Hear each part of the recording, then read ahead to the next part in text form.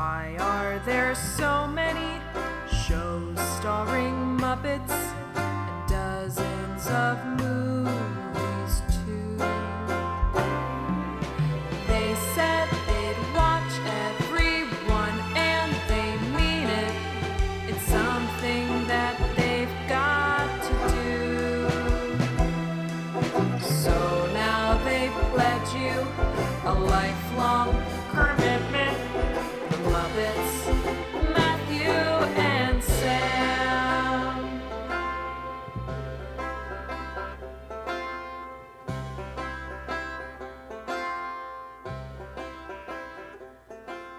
Welcome to Commitment, the podcast where two friends have vowed to watch all things Muppets.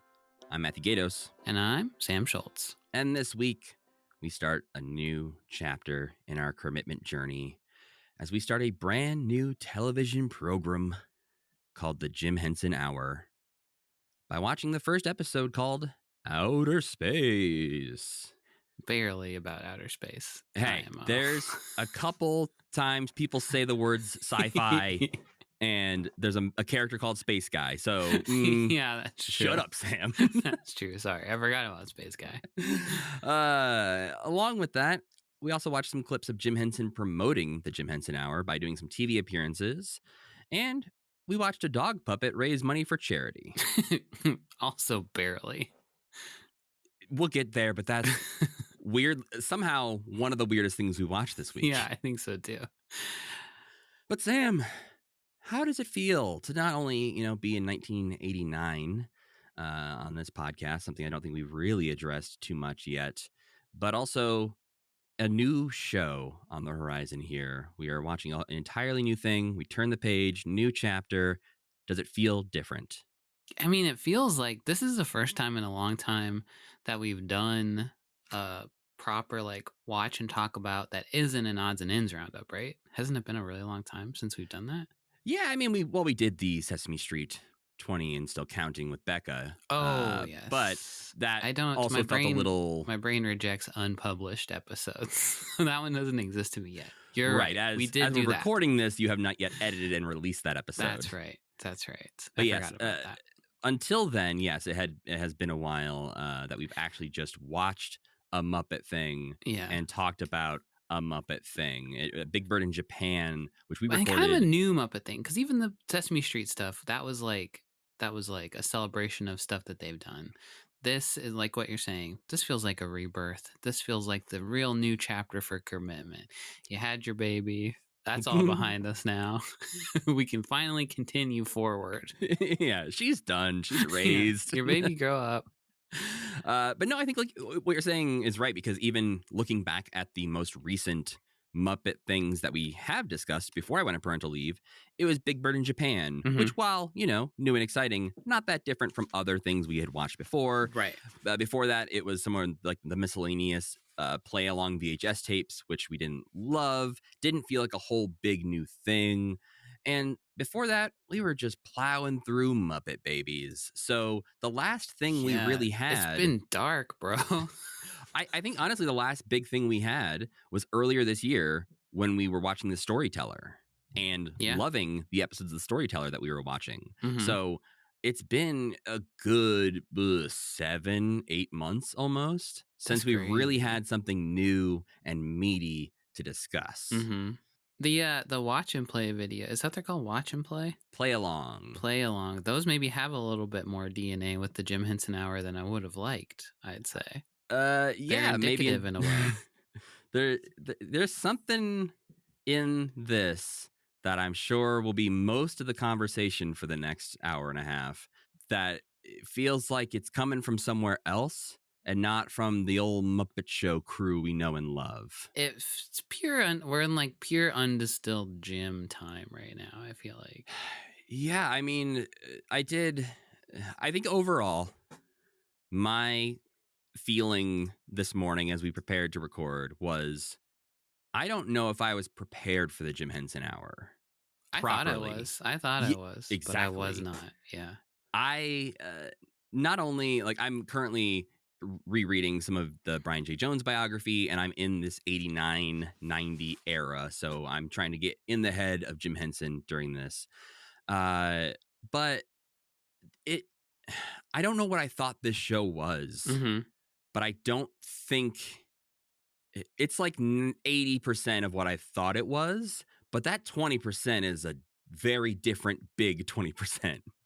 Yeah, I feel exactly the same way. I had this picture of what this show was, and I could like draw what I thought this show like it's so clear in my head. We'll talk about it when we get to it. But yes, I feel the same exact way.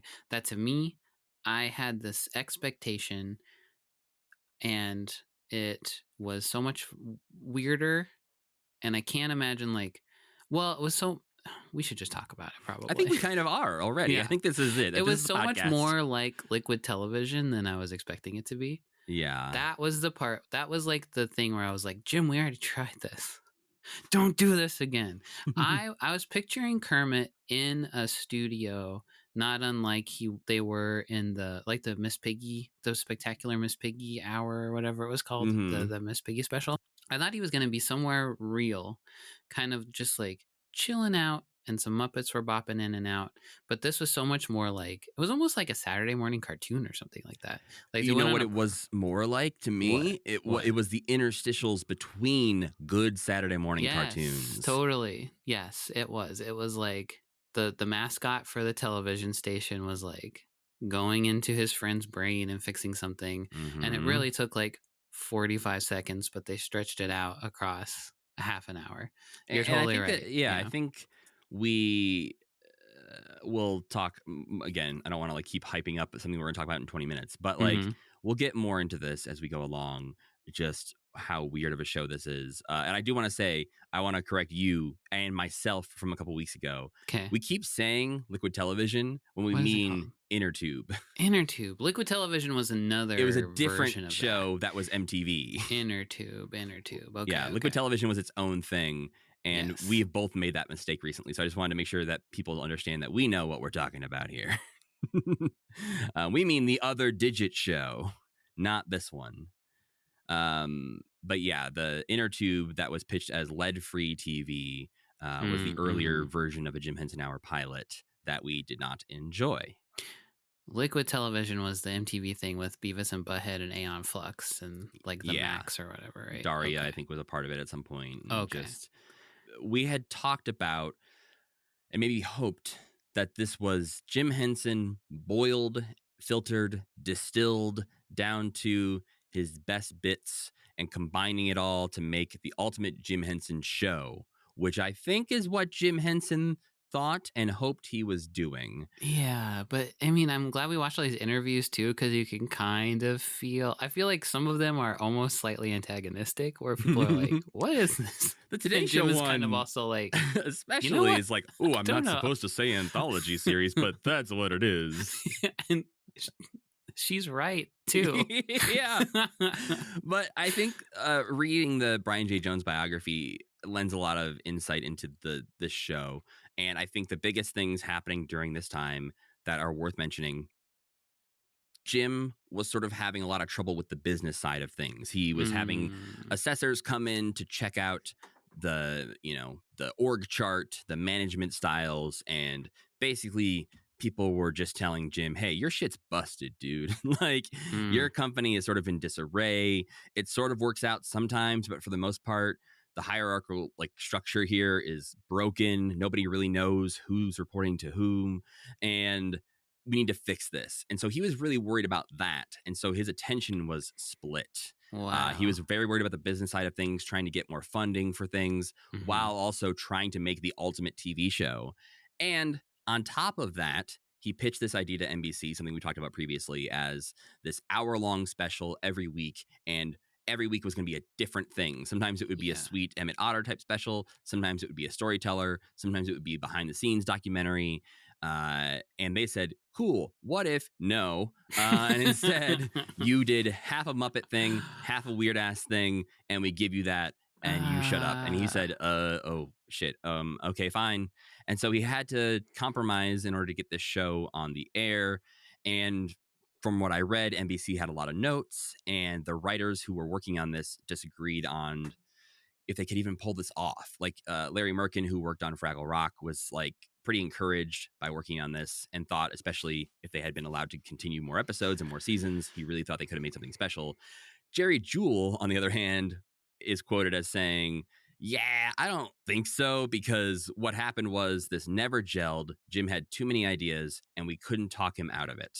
Yeah. So I think that's we said we wanted this to be the boiled down, distilled, fine version of a Jim Henson project. I think what it is it's a sloppy stew that Jim handed a pile of ingredients over and no cooking utensils and said, here's the show. Yeah. I'm not going to tell tales out of school, but I was picturing myself in this pitch meeting and having been in other pitch meetings where they start to go awry and you're like,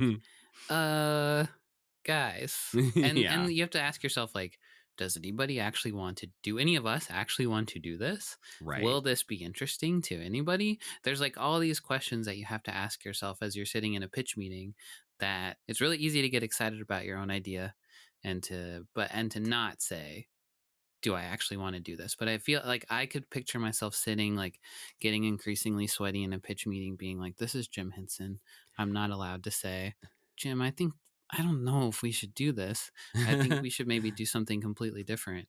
And and then before you know it, those kind of things just go off the rails so much. I mean, I feel like I can feel exactly what it was like to work on this show. Yes, I was actually, I was thinking less about real past examples and more like a hypothetical one. If Hank came into a meeting at Complexly and told everyone, guys, we're making the Hank Green Hour. Yeah. It's going to be the Hank Green Show, combining everything we've ever done at Complexly into one show. Right. And then if he just walked out of the meeting. And we all stare at each other like, have to do it. What does that mean? Does anyone know what that means?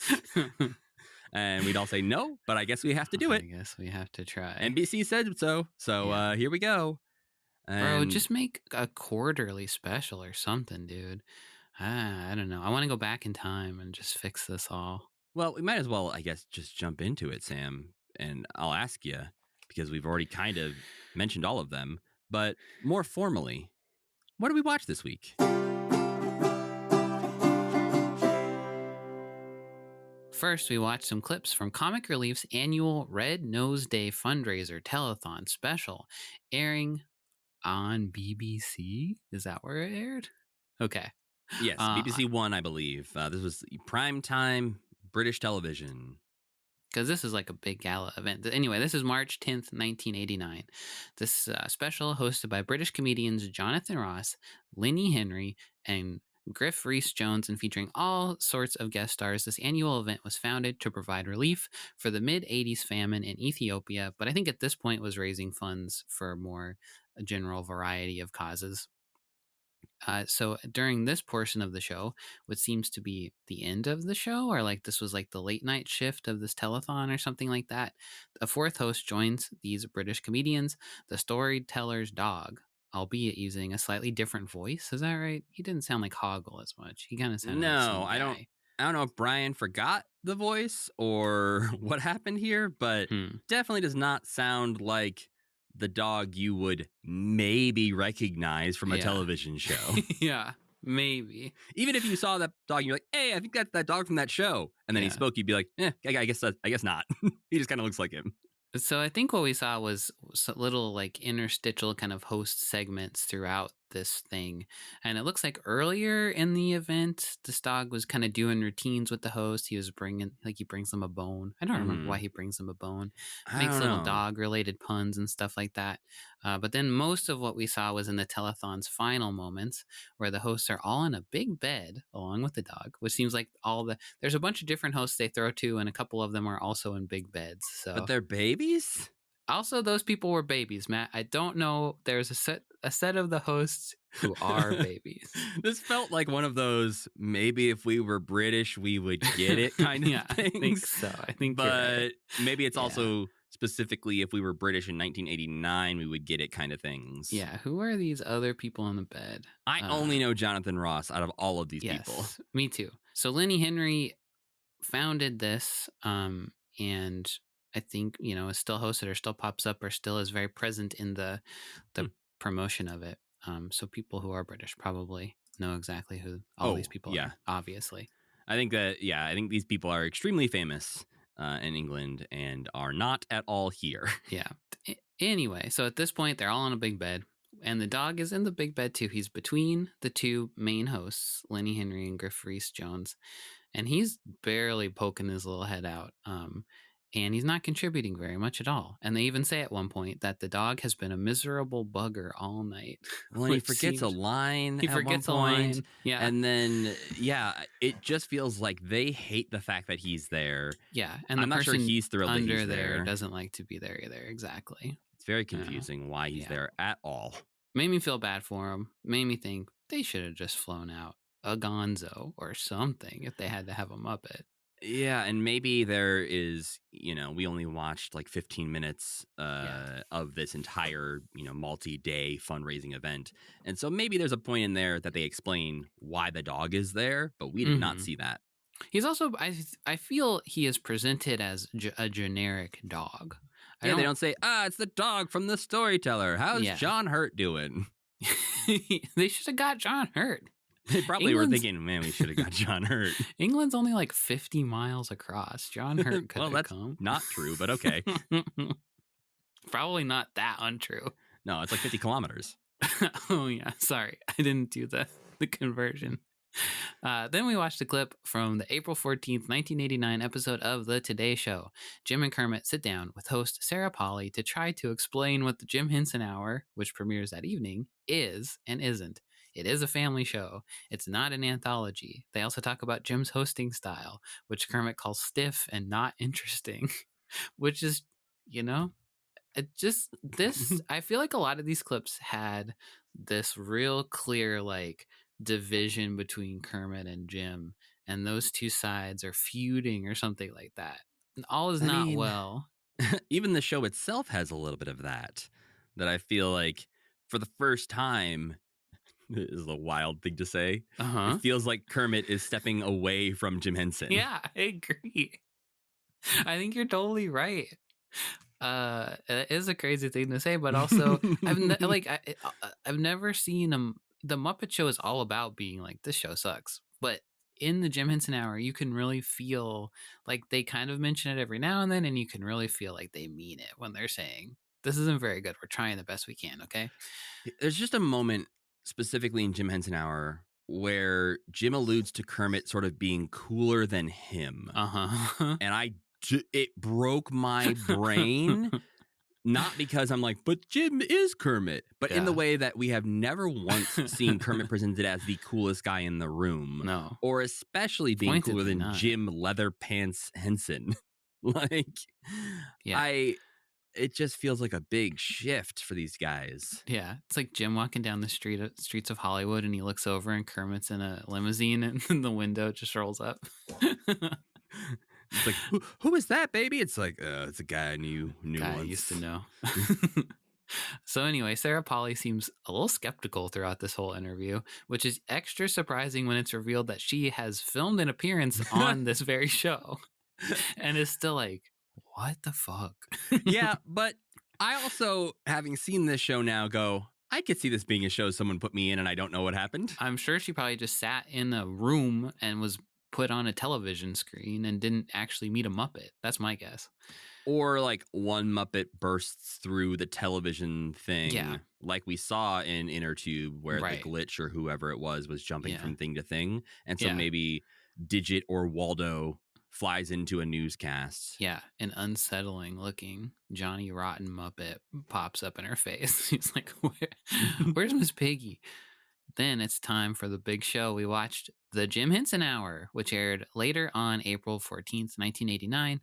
Jim appears in a digital room that looks like it's from a 90s edutainment computer game to tell us what we're about to see. Important to note, at the time, groundbreaking. Oh, totally. I thought it looked cool. When that, I was strapped in. I was ready to play a Broderbund software game, I think this whole show feels like a CD-ROM. Yeah, totally. And yeah, the music rules, the CGI rules.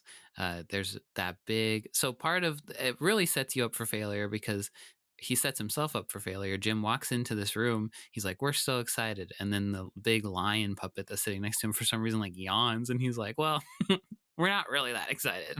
But Yeah, like pay no attention to this lion that I chose to share the room with. yeah, who hates me? Yeah.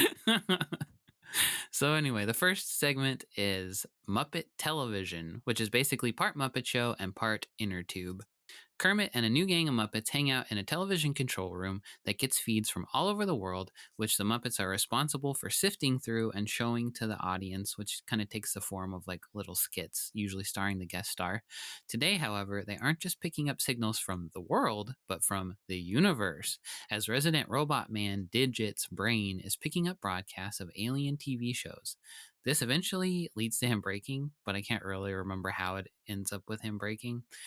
So Kermit, his Kiwi bird handyman Lindbergh, and CGI imp Waldo C. Graphic, who you will know from Muppets 3D, whatever that was called. Rest in peace. Wow. How quickly you moved on, Sam. Muppet Vision 3D, sorry. Sam doesn't grieve for long.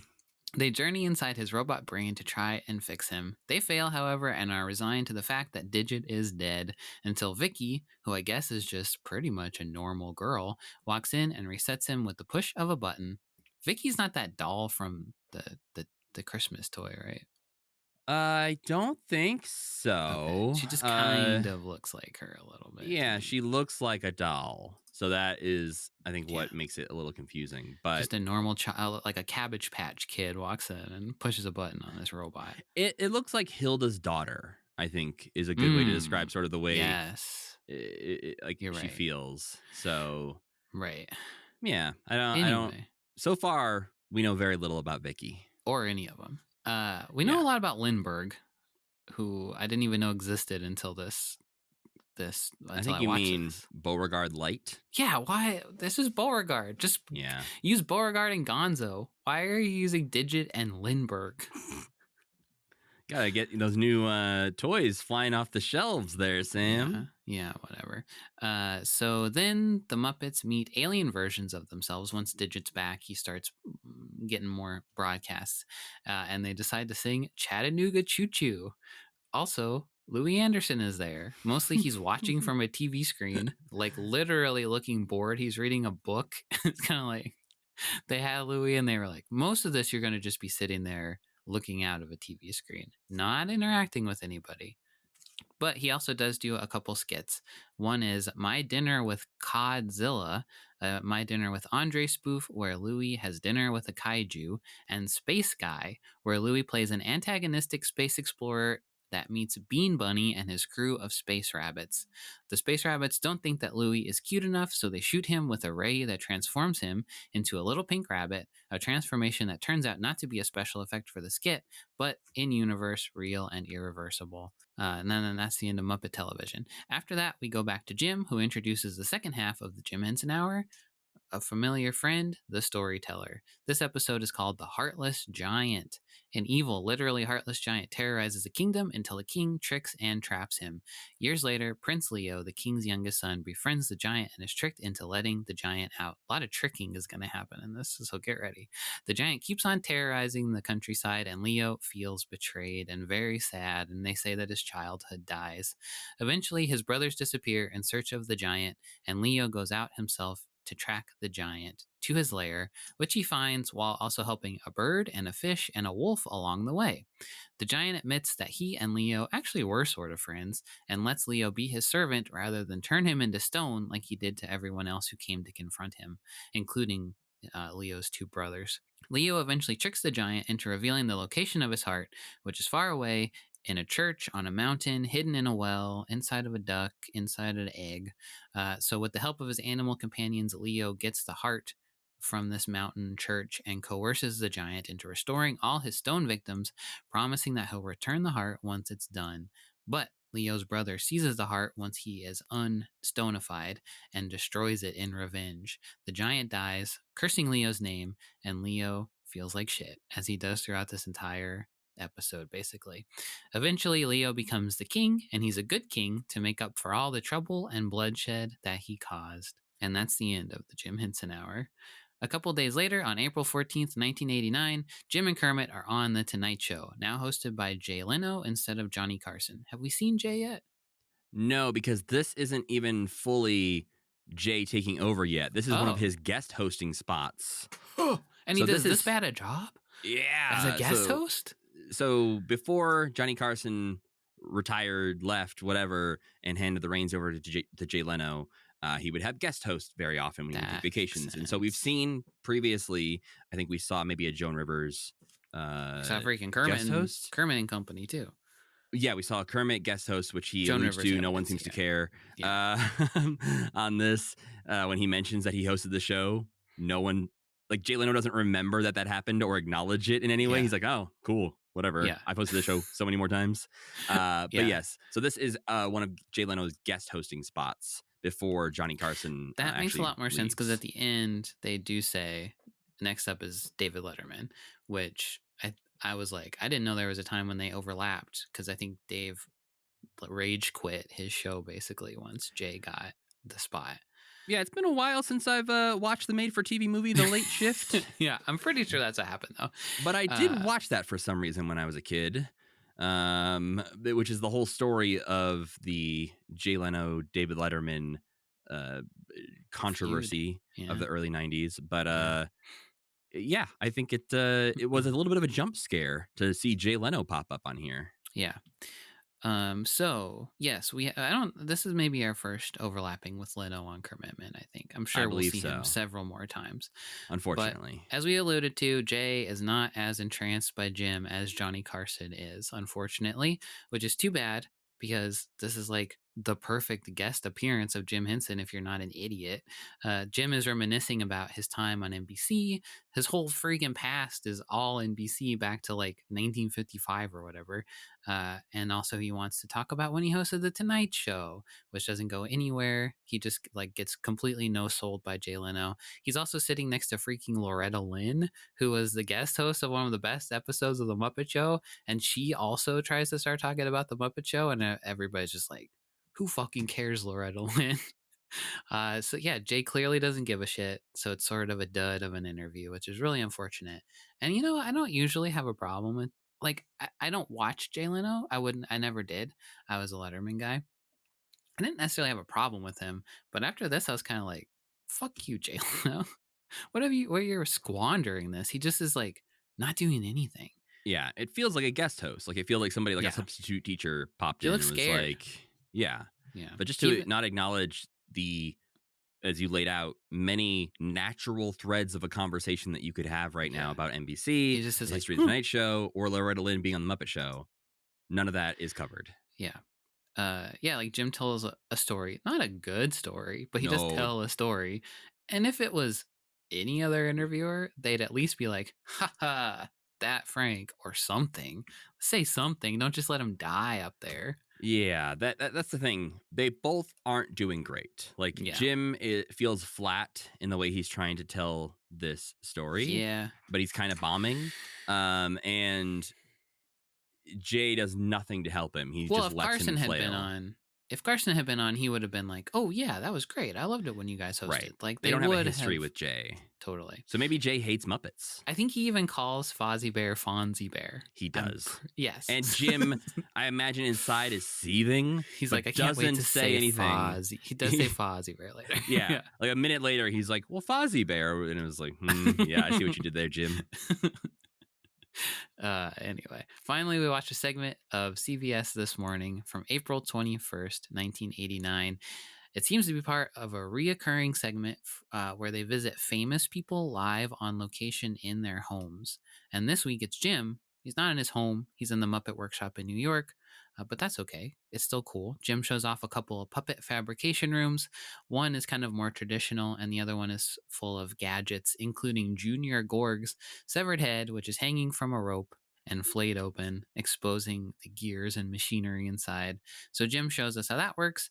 Then he talks to host Kathleen Sullivan, who's clearly a Muppet fan, I would say. She's very excited, as Rolf, Rolf bemoans all the new high-tech crap and how he just needs to go back to basics. Rolf, I agree with you completely. I don't think you're wrong. And then they cap it off with a little Kermit interview, and that's that. And it's really charming. And I like Kathleen's gray hair, and I have a crush on her. We could talk about Rolf together. She's like our age in this, too. I did the math. You were like, is it okay? I have a crush on her. Yeah, she's only like in her 70s now. I still have a chance. We could have her on the show. In like a dating game scenario? What are we trying to set up here? We can talk about a Muppet thing, you know. Let's ask her about about the Muppets. How she's doing, how's her day, how's her life going? Ask her if she's Is married. she seeing anyone? Yeah. I don't know. I couldn't find a lot of info about her. Well, before we dive into everything we watched this week, I wanted to talk about these new characters we have here, Sam, because on the Jim Henson Hour, we got our old pals Kermit and Gonzo and Bean Bunny, and of course, Link Hogthrob. How could you forget Link Hogthrob? He's kind of a background character in this, basically, right? Yeah, but we, so far, have also met like 6 or 7 new characters. Yeah. And not necessarily new to us, but they would be new too. Some of them are. Because Digit we've seen before, but only because we've watched the unreleased pilot. Waldo, we've jumped forward into the future and seen him in Muppet Vision 3D. Yeah. But we got some others in here, like Vicky, who we alluded to. Yeah, the character find of 1989, Vicky the Muppet.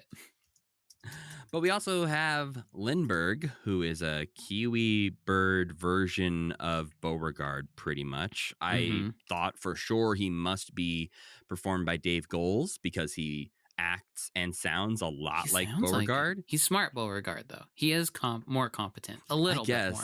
He's not that much more, but he is a little bit more. Yeah, maybe they were like, we should use Beauregard for this. They're like, yeah, but we want him to be competent. He's so stupid, though. Can't we use Beauregard? I fucking hate that guy. Yeah. But it is not actually Dave Goelz performing Lindbergh. Oh, that surprises me. Yeah.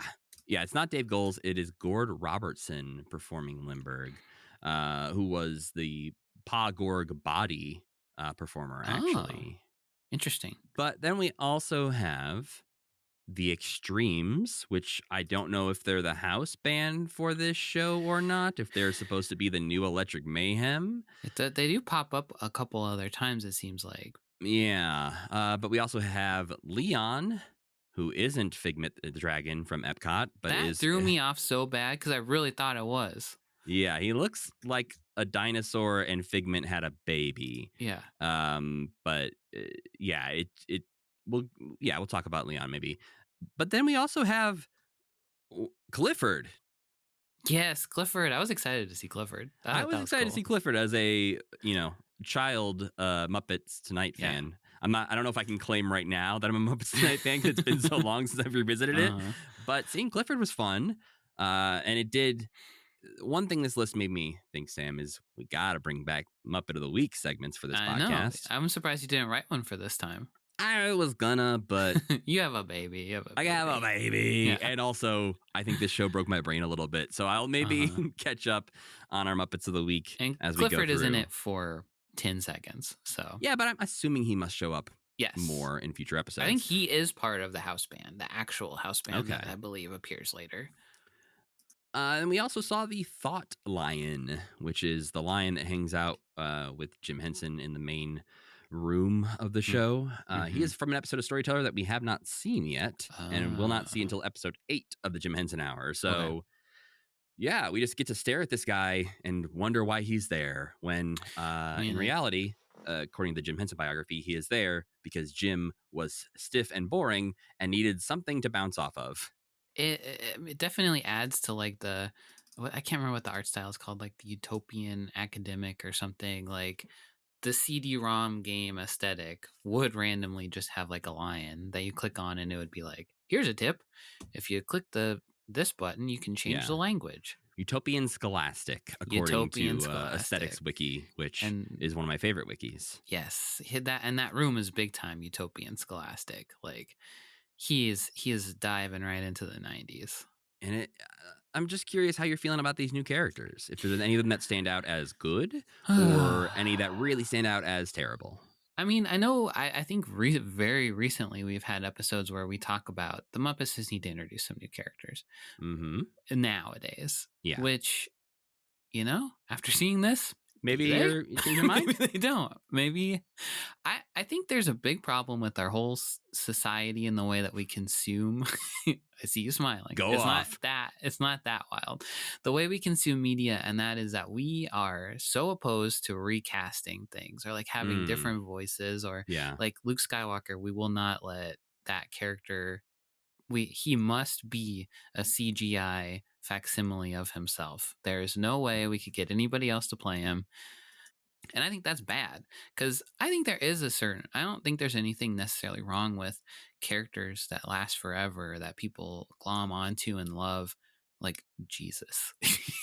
uh, but like really, like Zeus and stuff like that. Like I think it's okay that Batman is still around and that people like Batman. We recast Batman, Right. that's fine. But I think it's okay, and they wouldn't have to been in this point at this point. They wouldn't have had to be there at this point, but I think it's okay to recast voices of the Muppets. I think we will live through it and find new things that work. Miss Piggy could be played by a woman, I We could mean, do like, something crazy. I think the 90s and the success of things like Muppet Christmas Carol, for Yeah. instance, Yeah. prove Yeah. that even when the creator of your whole thing dies and you have to Mhm. recast your main character, life goes on. It can be It is okay. okay. Yeah. But anyway, all that is to say, I don't not opposed to new characters, and I think Leon's cool, and I've read his wiki, and I think he's gonna do some fun stuff. Like I think there are characters where it's like, oh, there's a point to having this character. I think Digit sounds like Gonzo because he's played by the same person. Mhm. I think he does all of the stuff that Gonzo would do. There's no reason that Gonzo couldn't be like, yeah, my nose picks up alien TV shows. You didn't know that? Duh. And they could go into Gonzo's brain and squish around in there. And both that, and then Lindbergh is Beauregard. So there's no reason. I don't know. They don't look that great. It's a new show, so you might as well just get the old guys. And it's so much more like the Muppet Show than I was expecting. This segment is that Mm. I don't know. And then Gonzo shows up at the end, and it just like muddies things. It's just like, and it's too many ideas layered on top of each other to be also introducing a new cast of characters. I think I'm curious when you say it's more like the Muppet Show than you thought it was going to be. when it ended with Chattanooga Choo Choo, I was like, this is the end of a Muppet Show episode. Like if you transpose that control room they're in for backstage, and then Mhm. you say that the skits that are happening are stuff that's happening on stage, then it is structured very similar to an episode of the Muppet Show. Which I think is what they were going for, and Sure. I think they could not have missed the energy of Right. that Right. by more like there's a lot missing from this that I think Mm-hmm. made me not have a great time. The characters, talking about new characters, have no chemistry with each other, No. but especially not with Kermit. No, they Kermit, don't look right with him.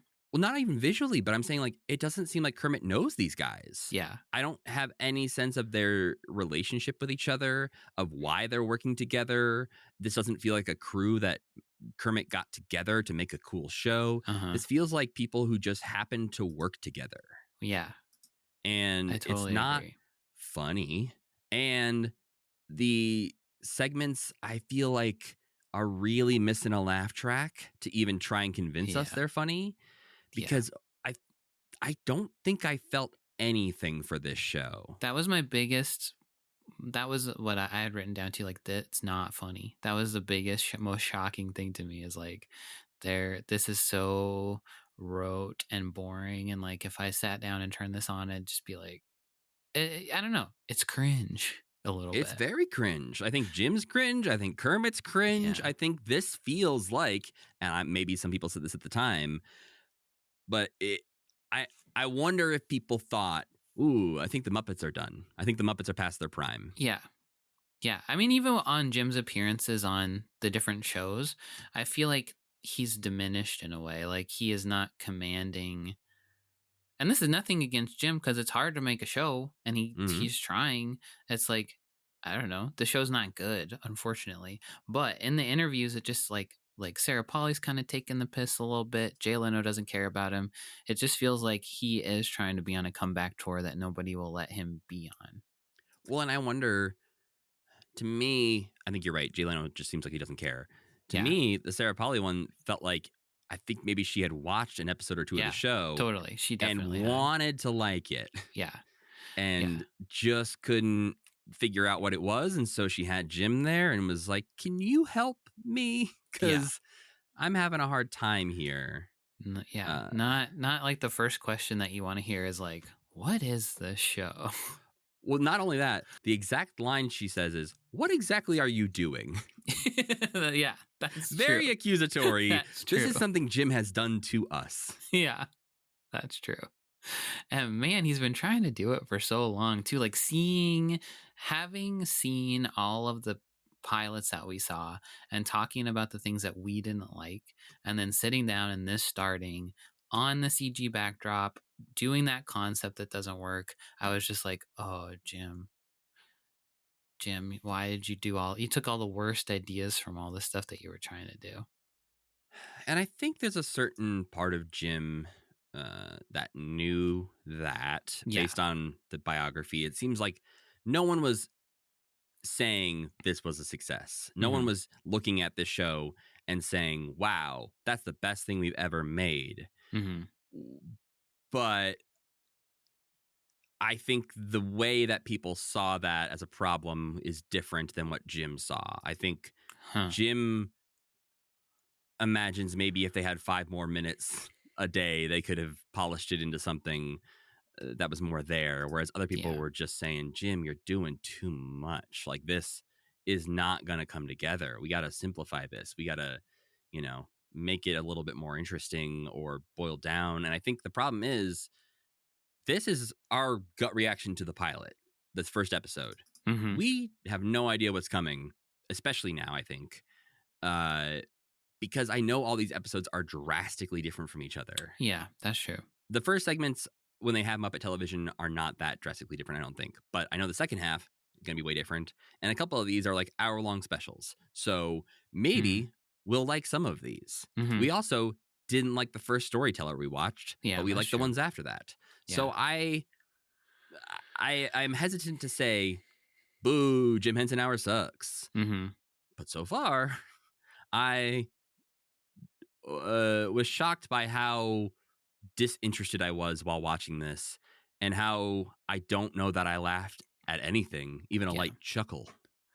Yeah, I definitely. I think I laughed when Louie got turned into. Oh no, I laughed during Space Guy when Louie kept saying, "I'm Space Guy," and then when he got turned into the little bunny, I thought that was okay. And My Dinner with Godzilla was stupid, but as I was watching it, I was like, "No, this would be a pretty good skit on the Muppet Show or a pretty good skit on Muppet Tonight." Like, this is like within my expectations of what a Muppet Show skit would be.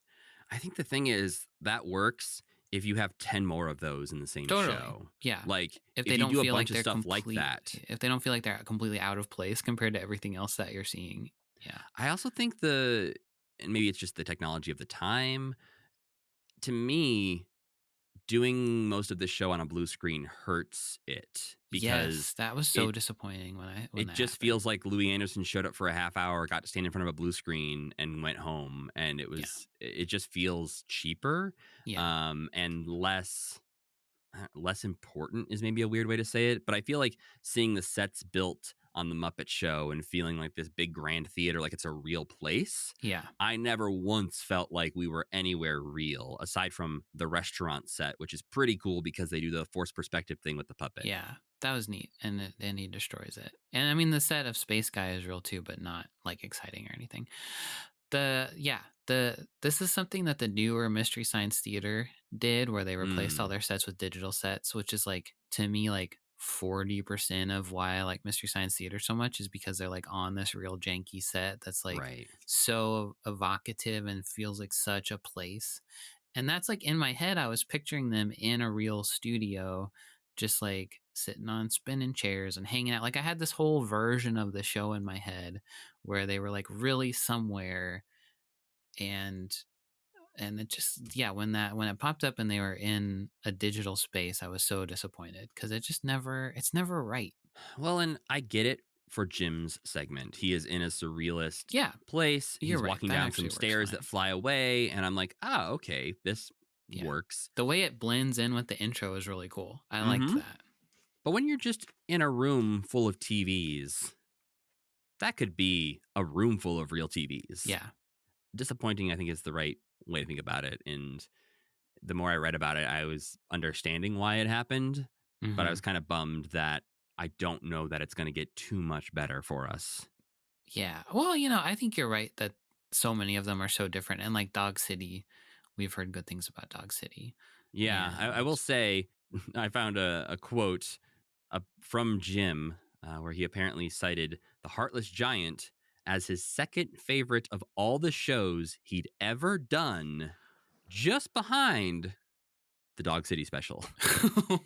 So Jim, apparently we are in, as far as Jim Henson is concerned, prime Jim Henson Jim era. is a wild man. Jim, you've made Sam and Friends, much of which we've only read, but was hilarious. You were on. I mean, he just hates the past so much. It seems like, but he's made so much better. I thought The Heartless Giant was actually pretty good, but I wouldn't call it like one of the best things he's ever made. And I think I've already said a number of times that was the most disappointing thing for me about this, but one of the most disappointing things about other stuff, but one of the most disappointing things about this for me was that it made the storyteller feel diminished by being part of it. Well, yeah, and like the whiplash you get from that commercial break. Yeah, when it plays like the 90s synthy. Yeah. It's just out of nowhere. Storyteller starts right before that. The last thing you've seen is the Chattanooga Choo Choo with alien Muppets. And then it's like, and now John Hurt is here. And then it's like, and you're like, what? Who? Am I watching the right show? Did this get inserted into the wrong slot here? It's just so weird. But, Jim had said he wanted to get back to TV. He thought TV was still an important medium, so he wanted to try it out again. He pitched this to NBC as a big family show for everyone to watch, which is why he wanted to have the storyteller and the Muppets. I think the Muppets was less his idea and more NBC's idea to include especially Kermit. And it feels like they were like, you have to do the Muppets. And he was like, okay, with his fingers behind his back. And then they were like, who the fuck are all these guys? He's like, look, there's a gonzo. He's like, yeah, barely. But this is the same spring where I mentioned Jim was having trouble with the business side of things. This is the same time period where Jim starts to explore selling the company to Disney. Okay. So this is him really starting to feel underwater when it comes to the business side of things and how the Muppets are going to continue. So it's a tumultuous era that the Jim Henson Hour is created during. But, some of the ideas he originally pitched were a special where the Electric Mayhem goes to Mexico and performs. Interesting. Okay. Which could have been interesting. But he also... He at one point insisted to NBC that the Muppet segments should be educational in some way. Did they word though? I don't think we landed in maybe that part of this, but that was, I think, one of the ideas he had. He also wanted to do as one of these specials a thing called A Saga of Fraggle Rock, or The Saga of Fraggle Rock, which was going to be an origin story of the discovery of Fraggle Rock. That would have been amazing, right? I want to go back to Fraggle Rock so bad. It's one of those where I'm like, man, okay, I understand that some of the problem of this show is you let Jim be too unfiltered. But maybe if you had let him go a little crazier, we actually would have gotten something fun. If they hadn't made him do the Muppet television thing, I think it would have been better. I think it at least would have been clearer what was going on. Yeah, and maybe if they had let him do every episode is completely different for different sort of themed things every month. But it is worth noting that we are also not alone in our review of this. There was reviewers at the time calling it frantic dribble. And people were disappointed in the show. But a lot of the reviews actually were saying what sucks about this is the Muppets. We like the storyteller. Yeah, I agree. Ditch the first half, please, and we'll enjoy your show, which is Again, not a great thing for the Muppets at the time. Yeah, but I think that's less of a function of them as characters and more a function just of like you can tell that they're dragging their feet and don't actually really want to be doing the Muppets. Right. Which I mean, I guess it's half of one, sixth of one, half dozen of the other, or whatever. But like I think the thing that makes me upset about this is I get more mad about things that are like really close to being right. And I think they're just like little things you get. Like I know it sucks to have to go back and do Fozzie and Gonzo and stuff again, but just fucking do it, man. Like people would like your show if Gonzo was in it. People aren't gonna like your show if Digit is in it. Nobody wants to see Digit. Or like I liked Jim in his world. Maybe Jim could be with the Muppets somehow. Like We got a lot less Jim than I was anticipating. totally, I agree. Yeah, and I liked when he was like, "Oh, we had an idea to mix folktales with puppetry," and like I thought his parts were like he's interesting. He's stiff and boring, but he's also like captivating in a weird, magical way. But yeah, I agree that the Muppet part is the worst part, but I still think you could have tweaked it somehow. And we'll see. Like I said, every episode's gonna be different. We have some fun special guests like Ted Danson, Buster Poindexter, Katie Lang, Bobby McFerrin coming up. So we'll see how those episodes go. But we've also got an entire episode that's just behind the scenes stuff. Yeah. Of creature shop things, and then we've got a whole other one called Secret of the Muppets. So I imagine those will be fun for us. Yeah, I think so too. This is just a bad first episode to pick. Yeah, but maybe it's the worst episode, and that's why they picked it. Maybe. I don't know that that's true, but we'll see. Okay, well, I'm holding out hope. What happened was, so after 3 weeks, NBC was apparently losing patience with Jim and with the show, being like, "Hey, I don't know if this is working out, guy. Like maybe this isn't gonna go anywhere." And so they were open to trying out new things. And so Jim had been pretty adamant from the early on that he wanted a Sunday time slot because he wanted to recreate that Walt Disney magic. Had like, Sunday night on ABC, here's your special Disney teaches you about Disneyland thing. Instead, he was stuck with Friday, which he was not happy about, which, isn't a huge deal, but at the time, Friday wasn't great, surprisingly. This was pre-TGIF, but he was competing with Perfect Strangers and Full House. Okay. But they tried for the 5th episode to push it to the Sunday slot and say, "Hey, Jim, here you go. Let's see how this works." And it ended up being the lowest rated episode of the Jim Henson Hour of the entire run. It ranked 72nd out of 77 shows that week. That seems a little out of hand to me. What the hell? That's so low. Wow. Think of like any shows that are on TV in the 80s, and somehow that every ended up being... other show got watched more. What was the last one? Do you know? Oh, what was 77th? Yeah. I did not look that up. Okay. And the Jim Henson biography did not share what that one was. Like I don't think it was going to help Jim's confidence to be like, well, at least this did worse. Yeah. At least he beat the Slap Chop infomercial, Jim. He's like, this time. Last time we didn't. That sucks. And what's weirder is that actually is the episode that I guess one of the ones that I'm looking forward to the most features the second half, which is the Miss Piggy's Hollywood special. Yeah. It's not to say it's not good because people didn't tune in. That's not how ratings work. But I am curious to see how bringing in Frank to do some more stuff, whether it's Fozzie or Miss Piggy, helps the show. Yeah. Because I feel like Frank just is sort of effortlessly funny. And so I'll be curious to see if that gets to shine through. Yeah. I mean, his superpower is like knowing when something isn't working and then breaking it more so that it weirdly enough works. So maybe he'll do that. Given all the pieces, they have the director of The Muppet Show. They have Jerry Jewell and Larry Merkin, Fraggle Rock writers working on this show. The ingredients are all good. Right. And Fraggle Rock didn't have Frank, and that was good. So it's like, it's not like he's the secret ingredient that makes it all work. No, but something here isn't working. No. But we should probably talk about the TV appearances that we watched. Okay.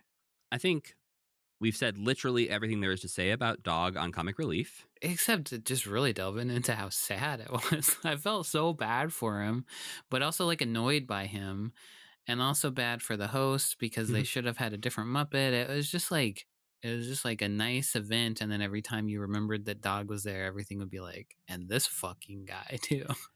Yeah, they don't seem to enjoy his presence. And he doesn't add anything to the show. And I think to be fair to yeah. him, it could be that they're not giving that they don't like him first.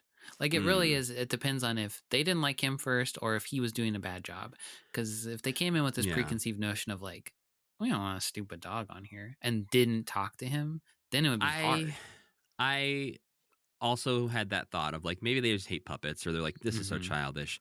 But when they throw to 8 adults in a bed dressed as poopy babies, yeah, I'm like, oh, okay. You guys can't be mad about a puppet dog if you're throwing to 8 adults in diapers. Yeah, he's just not a very funny looking puppet, and this is supposed to be a funny thing, you know. You know who they needed? Who? Sprocket. Yes, Sprocket is hilarious, and he don't even talk. Yeah, you don't need a talking dog. Oh, that would have been much better. You're right. Sprocket doesn't forget lines. No, and people in England love Sprocket, I assume. Yeah, he was on something. I think he was like he performed for the Queen, I think. Yeah, I think you're right. I think you're totally right. Maybe this was below Sprocket. Maybe they thought they were getting Sprocket. They were like, can we have the Muppet dog? Yeah, the Muppet dog. And they were like, yeah, absolutely. You sure you want the Muppet dog? Yeah, the Muppet dog. Yeah. Here you go. I guess they really wanted the dog. Brian's like, I have to go to England for this? Okay. Oh, actually, Jim does mention that Brian is in England, like holding it down with his company. This is what he means by holding it down. So I wonder if he was like the only one there, and because it does say he was played by Brian on Muppet Wiki. I think it says that. Well, that's the thing is, it's just, I don't know if Brian forgot the voice. I don't know what's going on here, but I'm also imagining this could be one of those scenarios where they did not cater to Brian and the puppet. They were just sort of like, I don't know, man, get in the bed, do the thing. Come on. Yeah. Like this wasn't a Muppet production. And so they only were going to help him out so much. Yeah. Right. And I mean, obviously he had lines and stuff like that. Lines he forgot. Mm-hmm. Maybe, I don't know. I part of me morbidly wants to watch the whole thing from the very first second the dog appears and just like pinpoint where did this all go wrong. But it seemed like a fun thing otherwise, you know? Well, that's the thing is I feel like when you see Red Nose Day things now, a lot of times they're like pre-recorded sketches. They'll do like a Love Actually reunion thing. But Comic Relief is still a very big deal. So I understand trying to include the Muppets in this, but you chose the worst one. Yeah. There's a point where the two hosts are literally just like in front of him completely and you can't even see the dog. Yeah, and there's maybe a paw that is holding a red nose. I thought it was on the end of his tail or something, maybe. Oh, that's better. That's what it looked like to me. I thought there was like a paw prop that was supposed to be like hiding that they never used. Yeah. But if it's his tail, that makes at least some sense. I think it was his tail. Oh. Which means there was probably actually 2 guys under there, not just Brian. Oh, that's even worse. They needed a second puppeteer to control the tail. Yeah. Just stand back here for 5 hours and don't do anything. That was the other thing is I'm very curious how long he had to be out there for this, multi-hour thing, which I think is why at one point he says he's going to go to sleep. Oh, so I think Brian's like, my fucking arm hurts. And I'm pouring buckets of sweat out of this dog puppet that you hate. What I don't like about that dog is if you just walked into the workshop and saw that dog lying on a table, that's a dead dog. Yeah, that's true. That dog's too real. He looks too real. Yeah. Like I could see a Barkley laying in the corner of a workshop and be like, hey, that's the Barkley puppet. Right. If I see this dog, I'm like, somebody help. Or Sprocket too. Yeah. Yes, exactly. I'd panic. It works with he's John got the Hurt, right size and proportions. Like he's just shaped like a dog. Uh-huh. Yeah, he's no fun. That's basically it. He's kind of no fun. Well, we had some fun on the Today Show on April 14th, 1989. With Jim getting asked, what exactly are you doing in this not an anthology show? He doesn't really answer the question. No. he tries to give some reasons. Clearly, it's like a marketing internal thing that they decided, well, let's not call it an anthology show because those don't do well. Because people must not like those, yeah. But mostly this becomes a reason to talk to Kermit and to talk to him about how Jim sucks. He named the show after himself. Jim's performance is a little stiff as a bad host. Yeah. I mean, when you're pitching this show, and I understand, Jim, you're the one doing this to Yeah. yourself. But when you call yourself stiff and not terribly entertaining, I don't know that I want to watch your show. I don't want to watch it. Or when I do watch it, I think, you know what? Kermit was right about this asshole. But Kermit, it is this was like a really profound example to me of like Jim being so much more comfortable being Kermit, because Kermit is kind of a cool dude. He's kind of a slick guy, you know? Yeah, I think it's both of these interviews I think are pretty interesting in the way that Kermit talks about Jim, as we said, sort of separates from Jim, but also the way Jim handles some of the more out there weird questions. I feel like are a bit better aside from the Tonight Show. Yeah. Where he does try, and no one gives him anything, and so at a certain point he goes, and that's all I can do with that. Yeah. Poor Jim. I think he was trying really hard. I think Jay just wasn't up to the task. Yeah. But I would have turned and talked fully to Loretta Lynn at some point, I think, instead of Jay. You're like, you know each other. Just talk to each other. Like, I was the guy who was below you for a week. Yeah. But one of the surrealist questions that gets asked here is, hey, Kermit, so when Jim's on set as host, are you the one doing the voice? That was a crazy thing to ask. It's a crazy thing to ask. And even Kermit's like, how could that be? Yeah. What are you asking He's me like, right now? Weird. But then by the end of the question, he's kind of like, maybe you're right. Yeah. Kermit is just like clearly so much more comfortable in his skin than Jim is, which I think is so interesting. But we've sort of noticed that before, of like Jim is usually more comfortable performing a character on a talk show than he is as himself. He feels, more emboldened to call out hosts or make fun of people when he is a character. But Jim himself, maybe not the best at parties. Maybe what I'm detecting is him kind of on his back foot for the first time in a long time, like kind of uncomfortable with what he's promoting and kind of like hiding behind Kermit more as like a defense mechanism instead of like, I don't know. Jim usually just seems to like flop down in a chair, kind of like, whatever, man. Like, I know who I am. But this time he is a little bit more like, well, I don't really know what I made. Here's Kermit. Yeah. And like, even to bring in, the CBS Sunday morning one, I think is a really good thing to watch as part of this podcast, but also just like a Muppet fan. And it feels very like quintessential Muppet Jim moment, but very little to do with the Jim Henson Hour and promoting that special. Yeah. Does he mention it? I'm sure they must. Okay. But I don't remember him doing that. It's mostly about just like a history of Jim and the Muppets, and Rolf and Kermit are sort of the best parts. Yeah. I really liked that CBS This Morning thing. It is a good distillation of everything we've learned. But yes, it doesn't tie into that at all. You're right. But we did also mention that we watched The Tonight Show, an appearance from April 17th, 1989. After recovering from the Jay Leno jump scare, I settled in to watch a clip of Jacques Roach. Oh, yeah. Someone who I am not necessarily looking forward to meeting later on in the Jim Henson Hour. I believe next week we will meet Jacques Roach. That makes sense. It's about the ocean. A French roach. The whole joke is that he says things Frenchly and confuses everyone. Which, we have the Swedish Chef. We can't cast too many, stones here. Totally. This could work. Yeah. But I am not hopeful after that one clip we got. Why couldn't he be a rat, too? I don't want to see a roach. I think that's my biggest problem with him. If he had been a rat, I would have liked him, probably. Well, Jim tells Jay that this show is a more high-tech version of The Muppet Show. Yeah. Which I think is promising a lot. It feels like a major concession on Jim's point. Like some promoter told him he had to say that. And he was like, because he didn't set out to want to make a high-tech Muppet Show.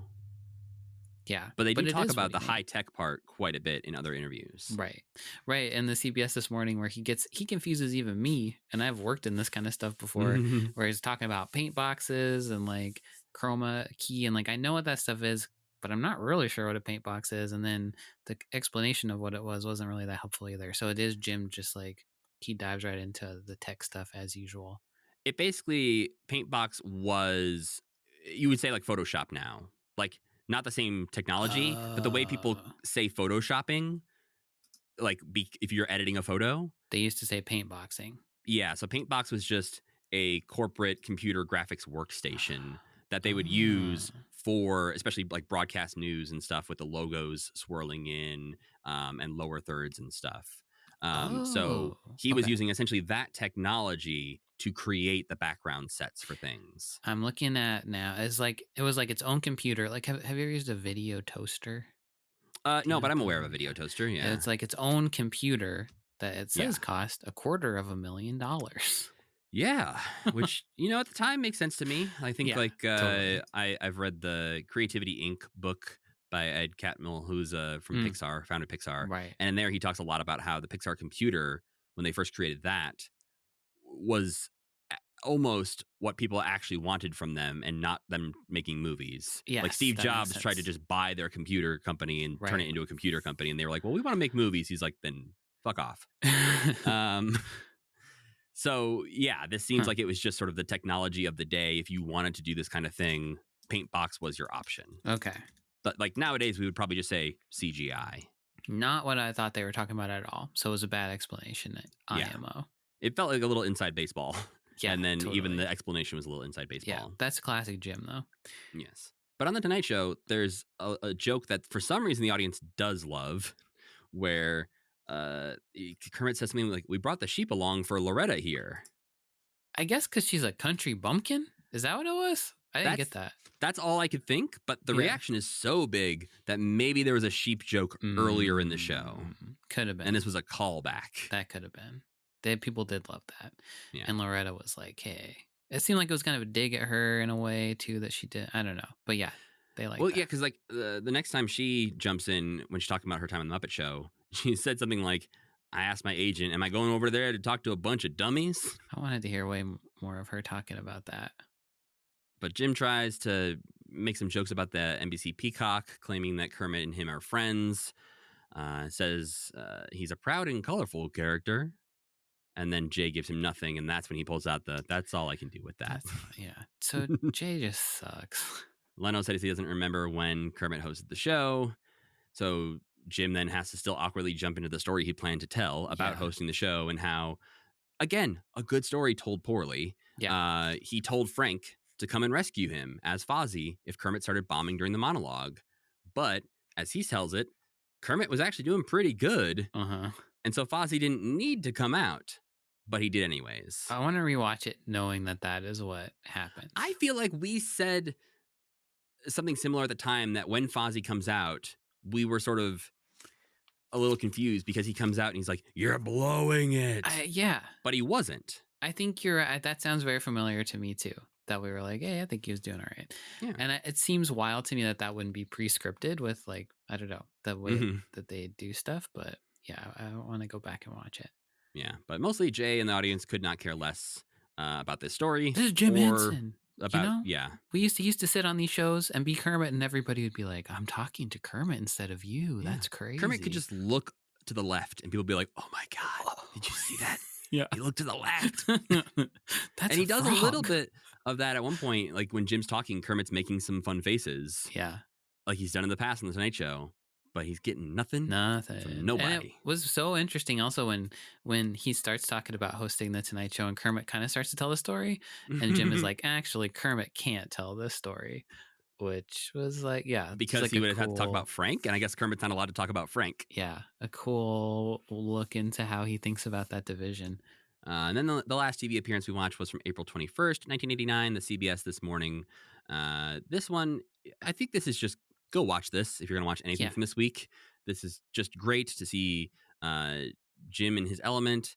You can see Kathleen Sullivan, which Sam highly recommends. You got to see Kathleen Sullivan. Come on, guys. She's got cool gray hair. She I does was have reading cool the gray articles hair. about her and from the 90s, and everybody is like, it's crazy that she has gray hair.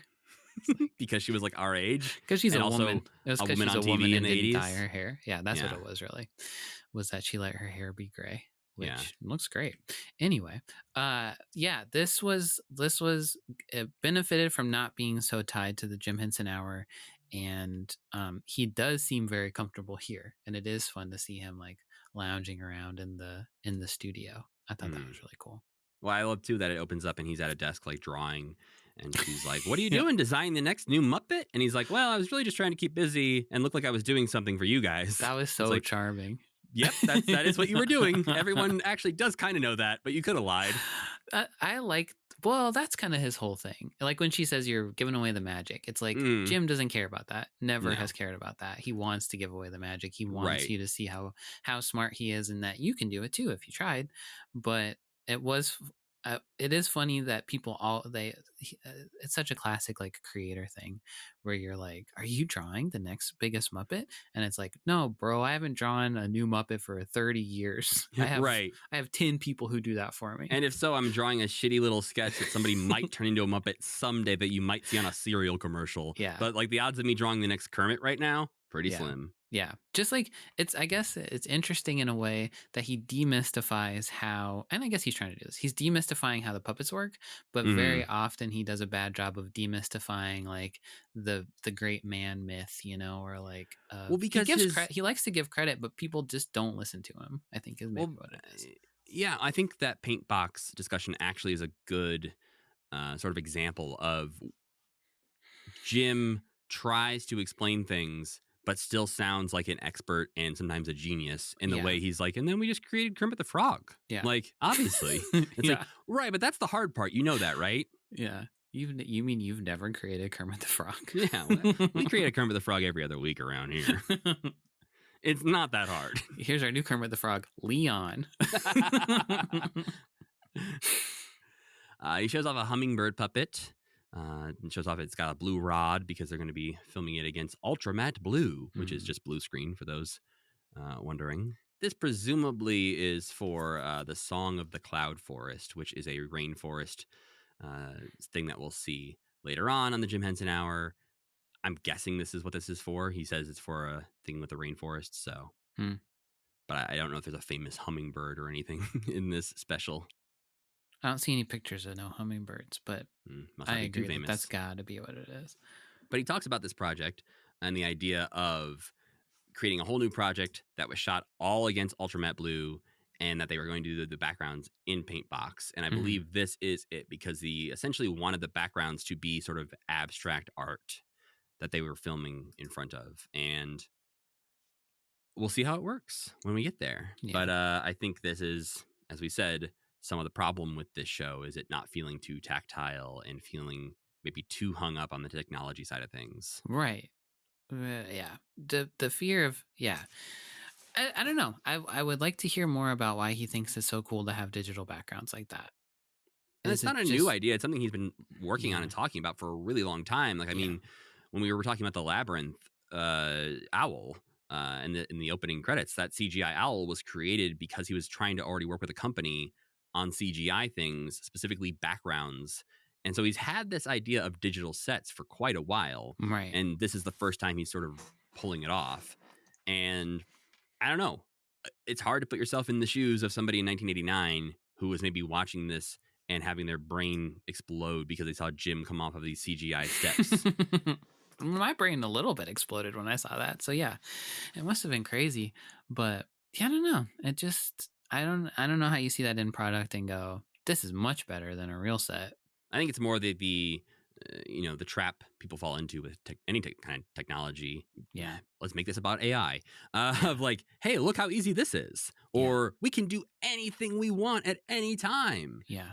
And maybe you don't have to or shouldn't sometimes. And I think this is sort of how we saw people turn on the volume that they used for Mandalorian and a bunch of other Star Wars projects. Right. When that first came out and they showed off how they made season 1 of The Mandalorian, people were amazed. People thought this is the future.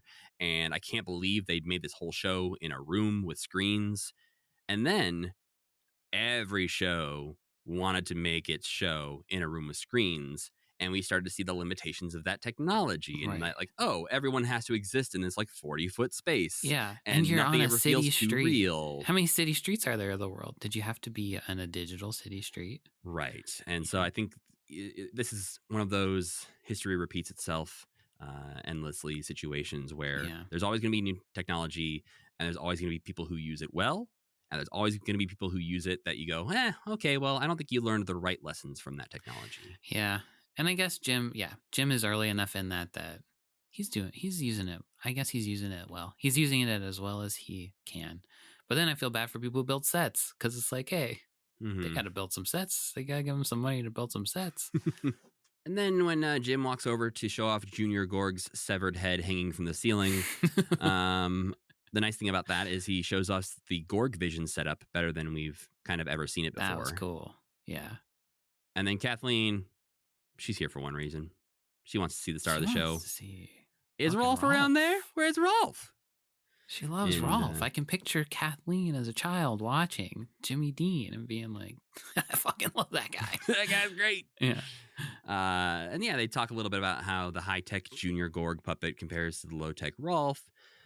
She asks Rolf if he's jealous since he and Kermit made Jim Henson who he is. That she knew that, I was like, you're the woman of my dreams. Well, and to talk about it in that way, and not just like, oh, you've been around for a while, but like, you made this empire. Yeah. And so he's like, yeah, I was here first. Who needs all this technology stuff?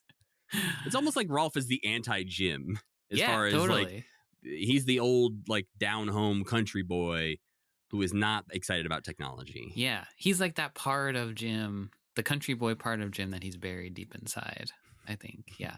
He like lets things slip out as a Rolf that people are like, wait, do you actually think that way? I need to talk to Jim now, not Rolf. She asks him if he ever wants to say anything that he's not allowed to say, and he's like, yeah, I'd love to say SOB. Yeah, and then she's like, so how's Sesame Street? That was so weird. What did you think was going to happen? That's a dangerous prompt. Yeah.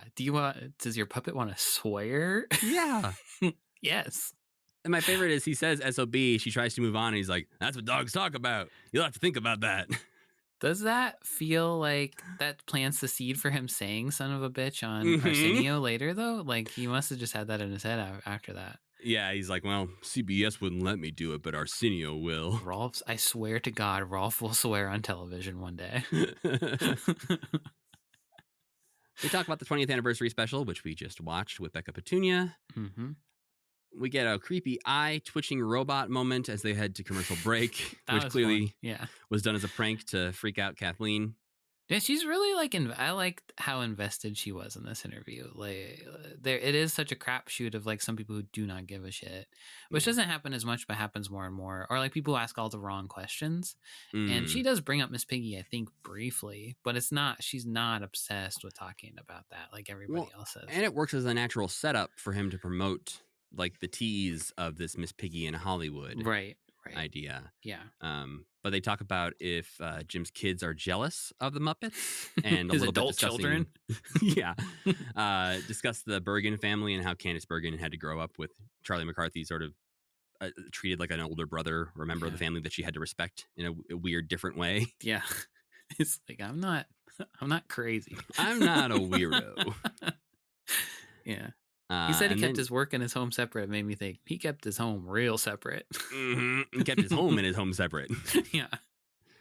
That's why we're in the workshop for this special. Not my swinging bachelor pad. Yeah, there's not a lot of family photos and cozy home vibes in my, this is my black sex toilet, pit. Probably. If anyone had a black porcelain toilet with like gold inlay around their bathroom, I think it was late 80s Jim Henson. I think that's gotta be right. Yeah. And then Kermit shows up, also gets asked if there's anything he'd want to say on TV, and he says, I just picturing the production crew walking into his house and being like, no. This ain't gonna work. This is not the right vibe. This is not the Jim Henson people think exists. There's plush carpet everywhere. Yeah. Sorry, what were you saying? No.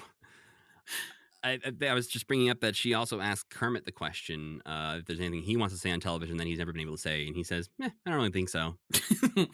And so she then asks, hey, there's some rumors that Jim took his mother's coat and some ping pong balls, and Kermit says, that's the alternate theory of creation. That was pretty fun. Yeah. Yeah.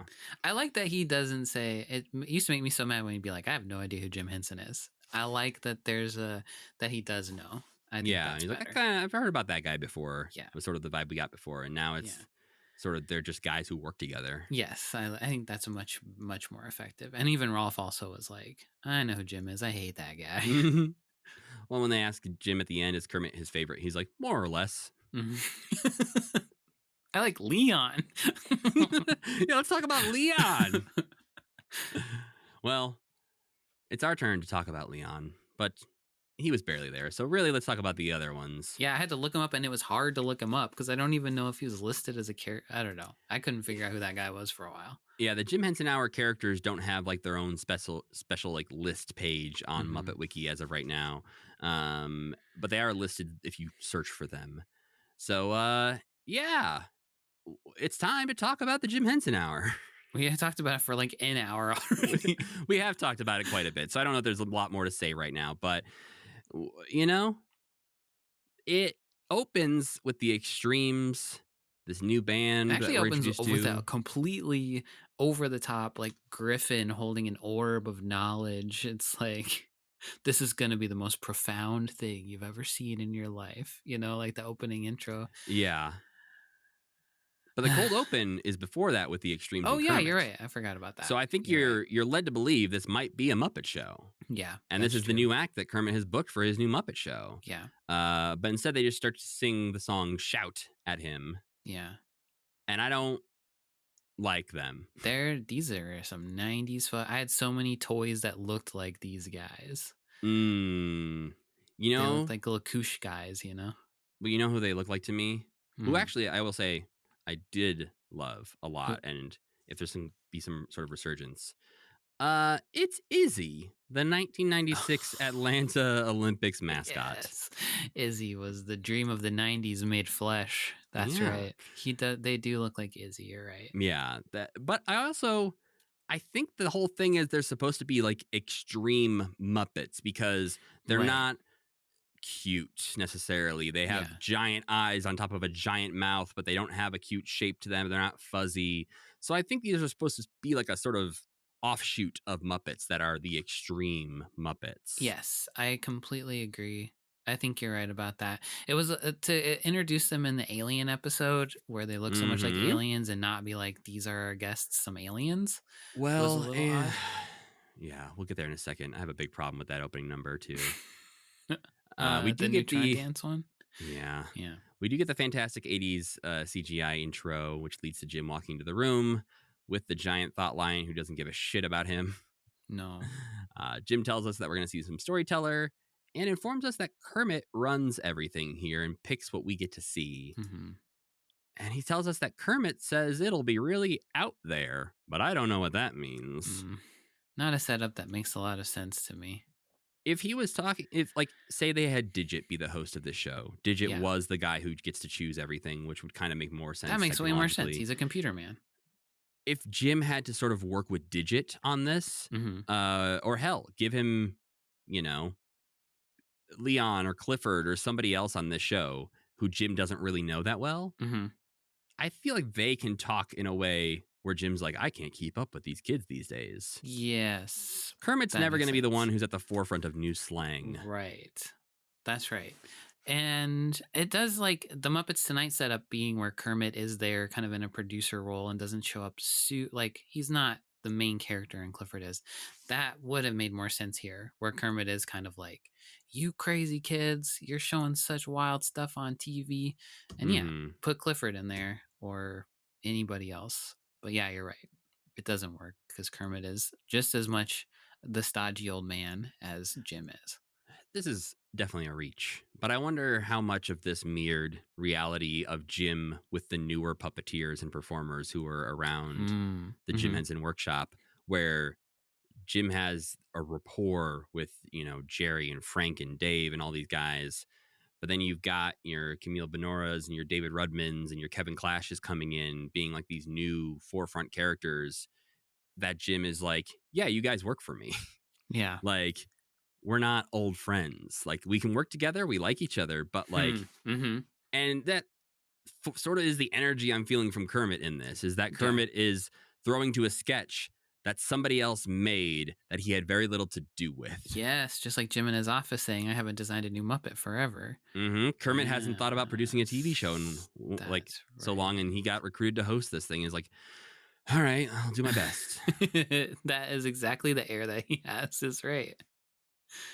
But we learn very quickly that alien beings are transmitting television signals to the workshop, to Digit specifically. To Digit's brain. It's unclear. The first time he says this, he's like, well, we can't see him, so I'll just describe him to you. Yeah, how fun is that? We can't see the thing that we're talking about. Cool. Well, don't worry, Sam, cool because the very TV next show. segment, he goes, oh, actually, if I just plug this cord in my head, I guess we can. Yeah. Problem solved. That's my biggest problem, too. This is my Stupid. 12th biggest problem with this show.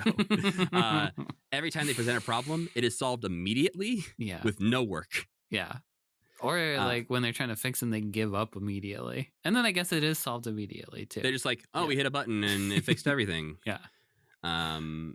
Louis Anderson's also here just hanging out.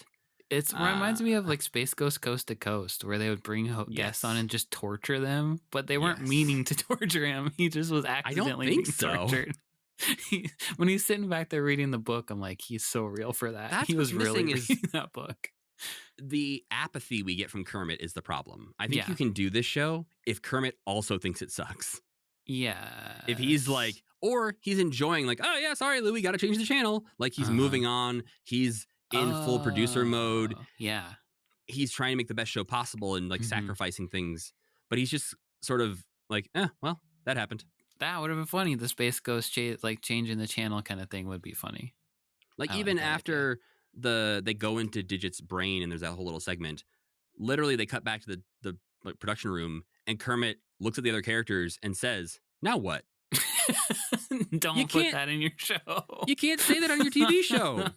We don't know. Don't put that in your show.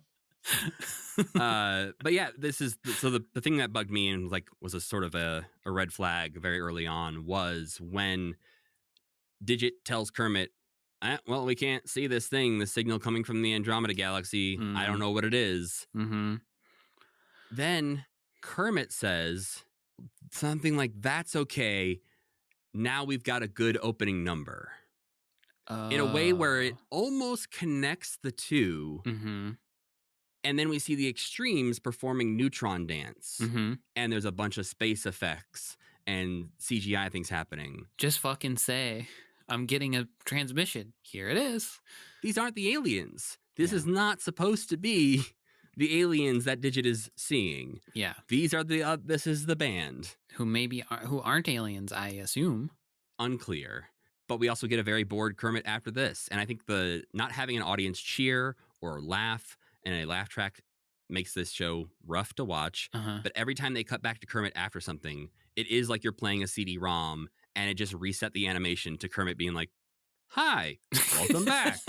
Yeah. Click the television if you'd like to watch My Dinner with Godzilla. Yep. Yeah. Like Muppets Inside. Feels like that. There's just no energy to any of this that like keeps the momentum going.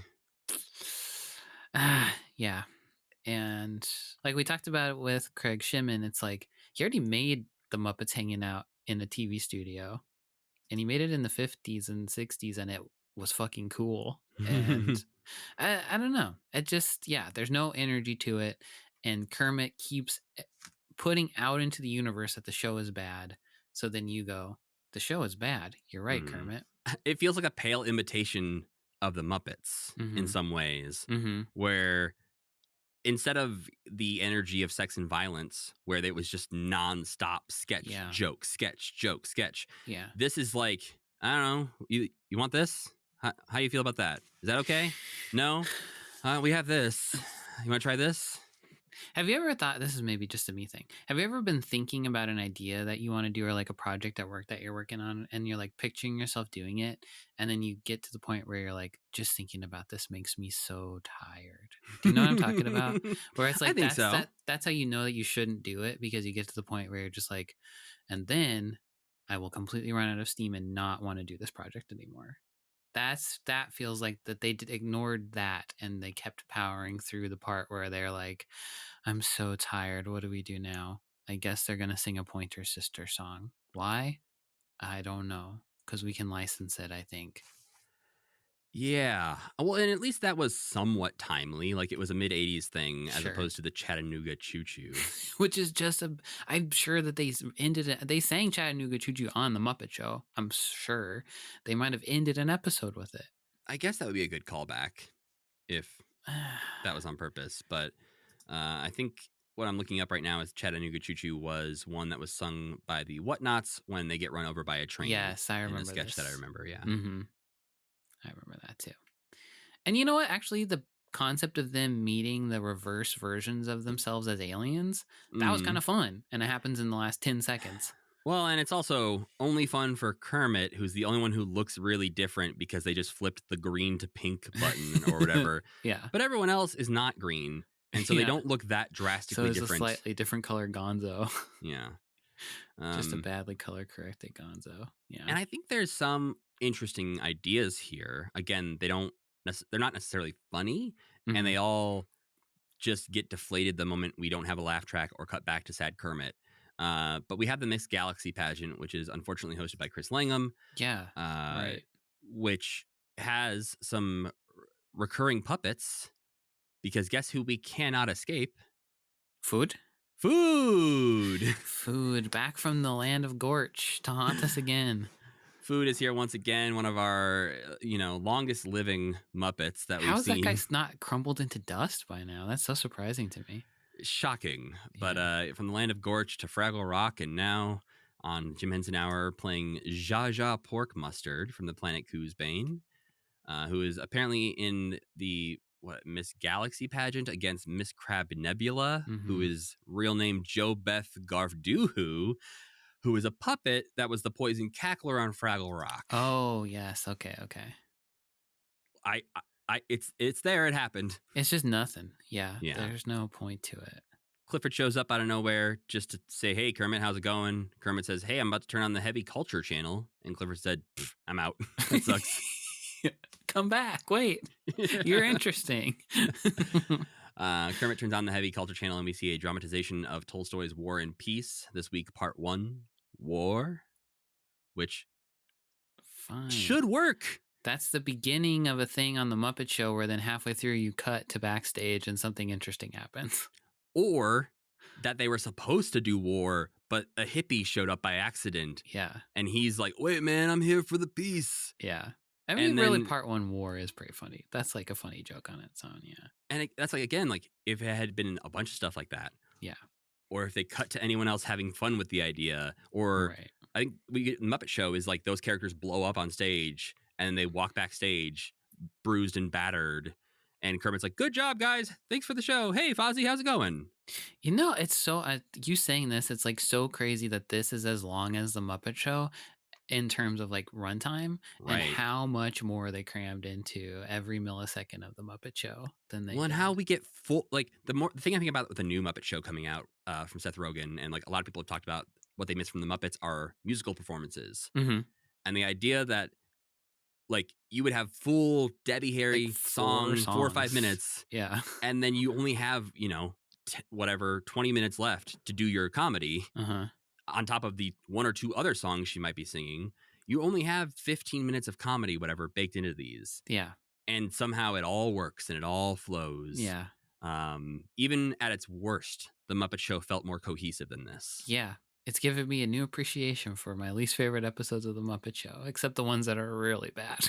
Yeah, Spike Milligan can stay in the trash. There's some that ain't so good. Yeah. But Waldo casually shows up, Mr. Waldo C. Graphic. Is he voiced by Jim in this? No, I think he is Steve Whitmire, who maybe hasn't quite found who Waldo is yet. Because Jim-like. At the beginning, it doesn't really sound like Waldo, but by the end of this scene, Waldo is making a little bit more of the goofy voice that he does does a in little Muppet Vision. at the end. Mhm. Yeah, that's right. But yeah, this is one of those where even introducing this new character, it's like slapping me in the face that Kermit, it feels like he's abandoned all of his old friends. It really does. It feels like something went horribly wrong. It's like this is the reason that Kermit's so sad in the Muppet movie where he's like living in his mansion by himself. He's like, I replaced all my friends. I spurned them all. This is that period of time where he's not talking to the other guys. Yeah. Or maybe he got hit by a taxi. He Forgot. forgot. Yeah. Yeah. And then Gonzo's there, but it's kind of like, Gonzo, get the fuck out of here. It feels like Gonzo's just like kept in the closet or something to be like, hey, bring him out. Okay, you saw Gonzo. He's safe. Now put him back away. Like, see this Gonzo? This is new Gonzo. What do you think about that? Then we get the fashion doll sketch. Oh my God. I forgot this even existed. It was a nightmare. Bootsy and Brad. What does this have to do with anything? It's not even puppets.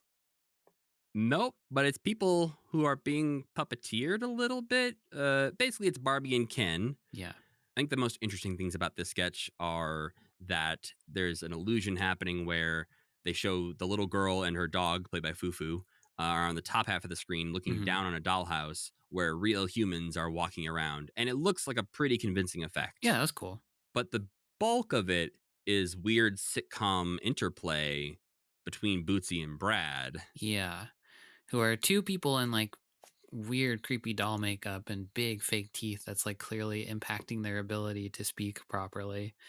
And they look scary. It's also like the Barbie movie too, because it's like Brad is jealous of Bootsy, who's Barbie. He's like, which I think is going to be.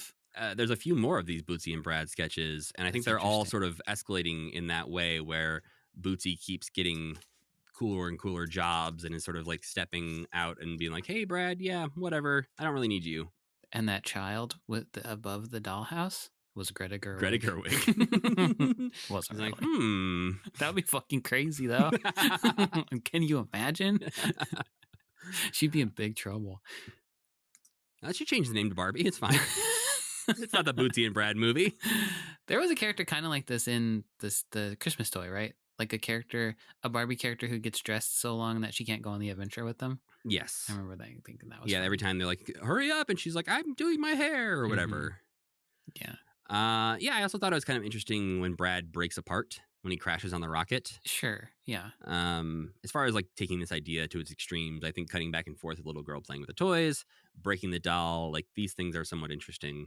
It's fucking weird though, huh? And why is it here? And it's in like 5 more episodes too. Yeah, I think at one point Bootsy becomes president. Oh, okay. Just like the freaking Barbie movie. They look just like the battery people. You know, the battery people. Yeah, the Duracell battery people. If you're listening and you don't want to watch this episode, imagine the battery people. Unless you're... because if you haven't seen this, you've obviously seen the battery people. I think it's more likely that people have seen the battery people. But yeah, I think people our age, but the younger listeners to this have not seen the Duracell battery people. There's people younger than us? Whoa, Sam. Most of them. What the fuck are you talking about? I mean, also, though, the Duracell battery people are worse to look at. They're worse to look at. You're right. Brad and Bootsy are not that scary. This feels like something that would have been pitched as a real sitcom, you know? Like this feels like Jim was like, but I have this actually really good idea. I'm going to sneak in for these 2 dolls. Like I could see this being an Elf contemporary, right? Yeah, I mean, I think it is. That's why it feels that way. I think it is just like... That's why it doesn't fit in with this. It's just like a weird, different tone. The son of the Puttermans, who is the Duracell battery family, by the way. Oh, that's their name. Okay. Was played by Debbie Derryberry. Okay. Who is the voice of Jimmy Neutron. That's a great name. Debbie Derryberry? Yeah. Yeah. Whose first acting role was in Hey Vern, It's Ernest. Really? Yeah. And she was in Ernest Goes to Camp. She was in that Ernest world. He had this whole crew of people that he worked with all the time. It's just she was in Ernest world. That's cool. Debbie Derryberry. Yeah. But yeah, getting back to the Jim Henson Hour. Yeah, I am curious to see more Bootsy and Brad. But again, it's not a bad idea in a different show.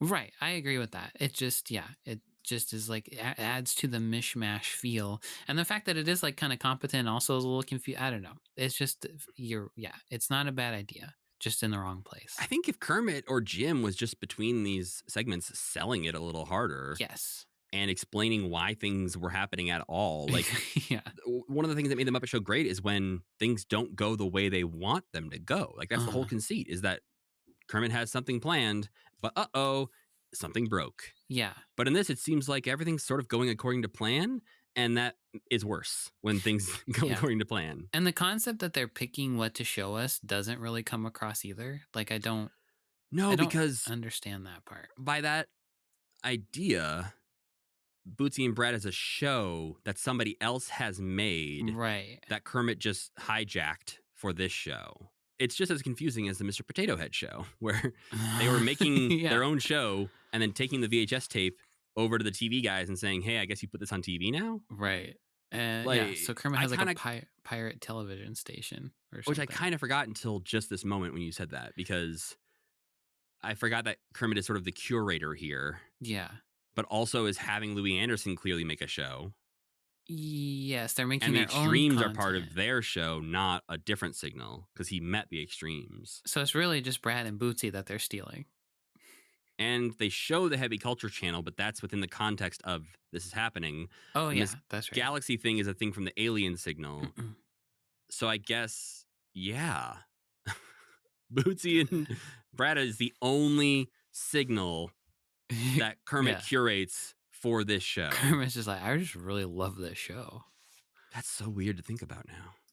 Well, more confounding, we get Space Guy, which I guess is a show that Kermit has made with Louis Anderson. Why can't they just have their own TV station? Why couldn't the idea have been, the Muppets have a TV station now? They made all these shows for you. Why did they have to do the other Or they're currently making a TV show for you. Yeah. Here it is. Yeah. Because Space Guy feels like it's being made in real time. Like, right. It's on a set somewhere. Louis Anderson is there making it right now. It's a live performance. It's not pre-taped. Yes, because he's live turned into a rabbit man. Yeah. Yeah, Pinkaboo. Right. Pinkaboo. I will say, I think Bean Bunny's a bright spot in this episode. I was going to say the exact same thing. I said the highlight of this episode for me was Bean Bunny showing up. I loved his part. Space Guy, I was totally okay with Space Guy, basically, top to bottom.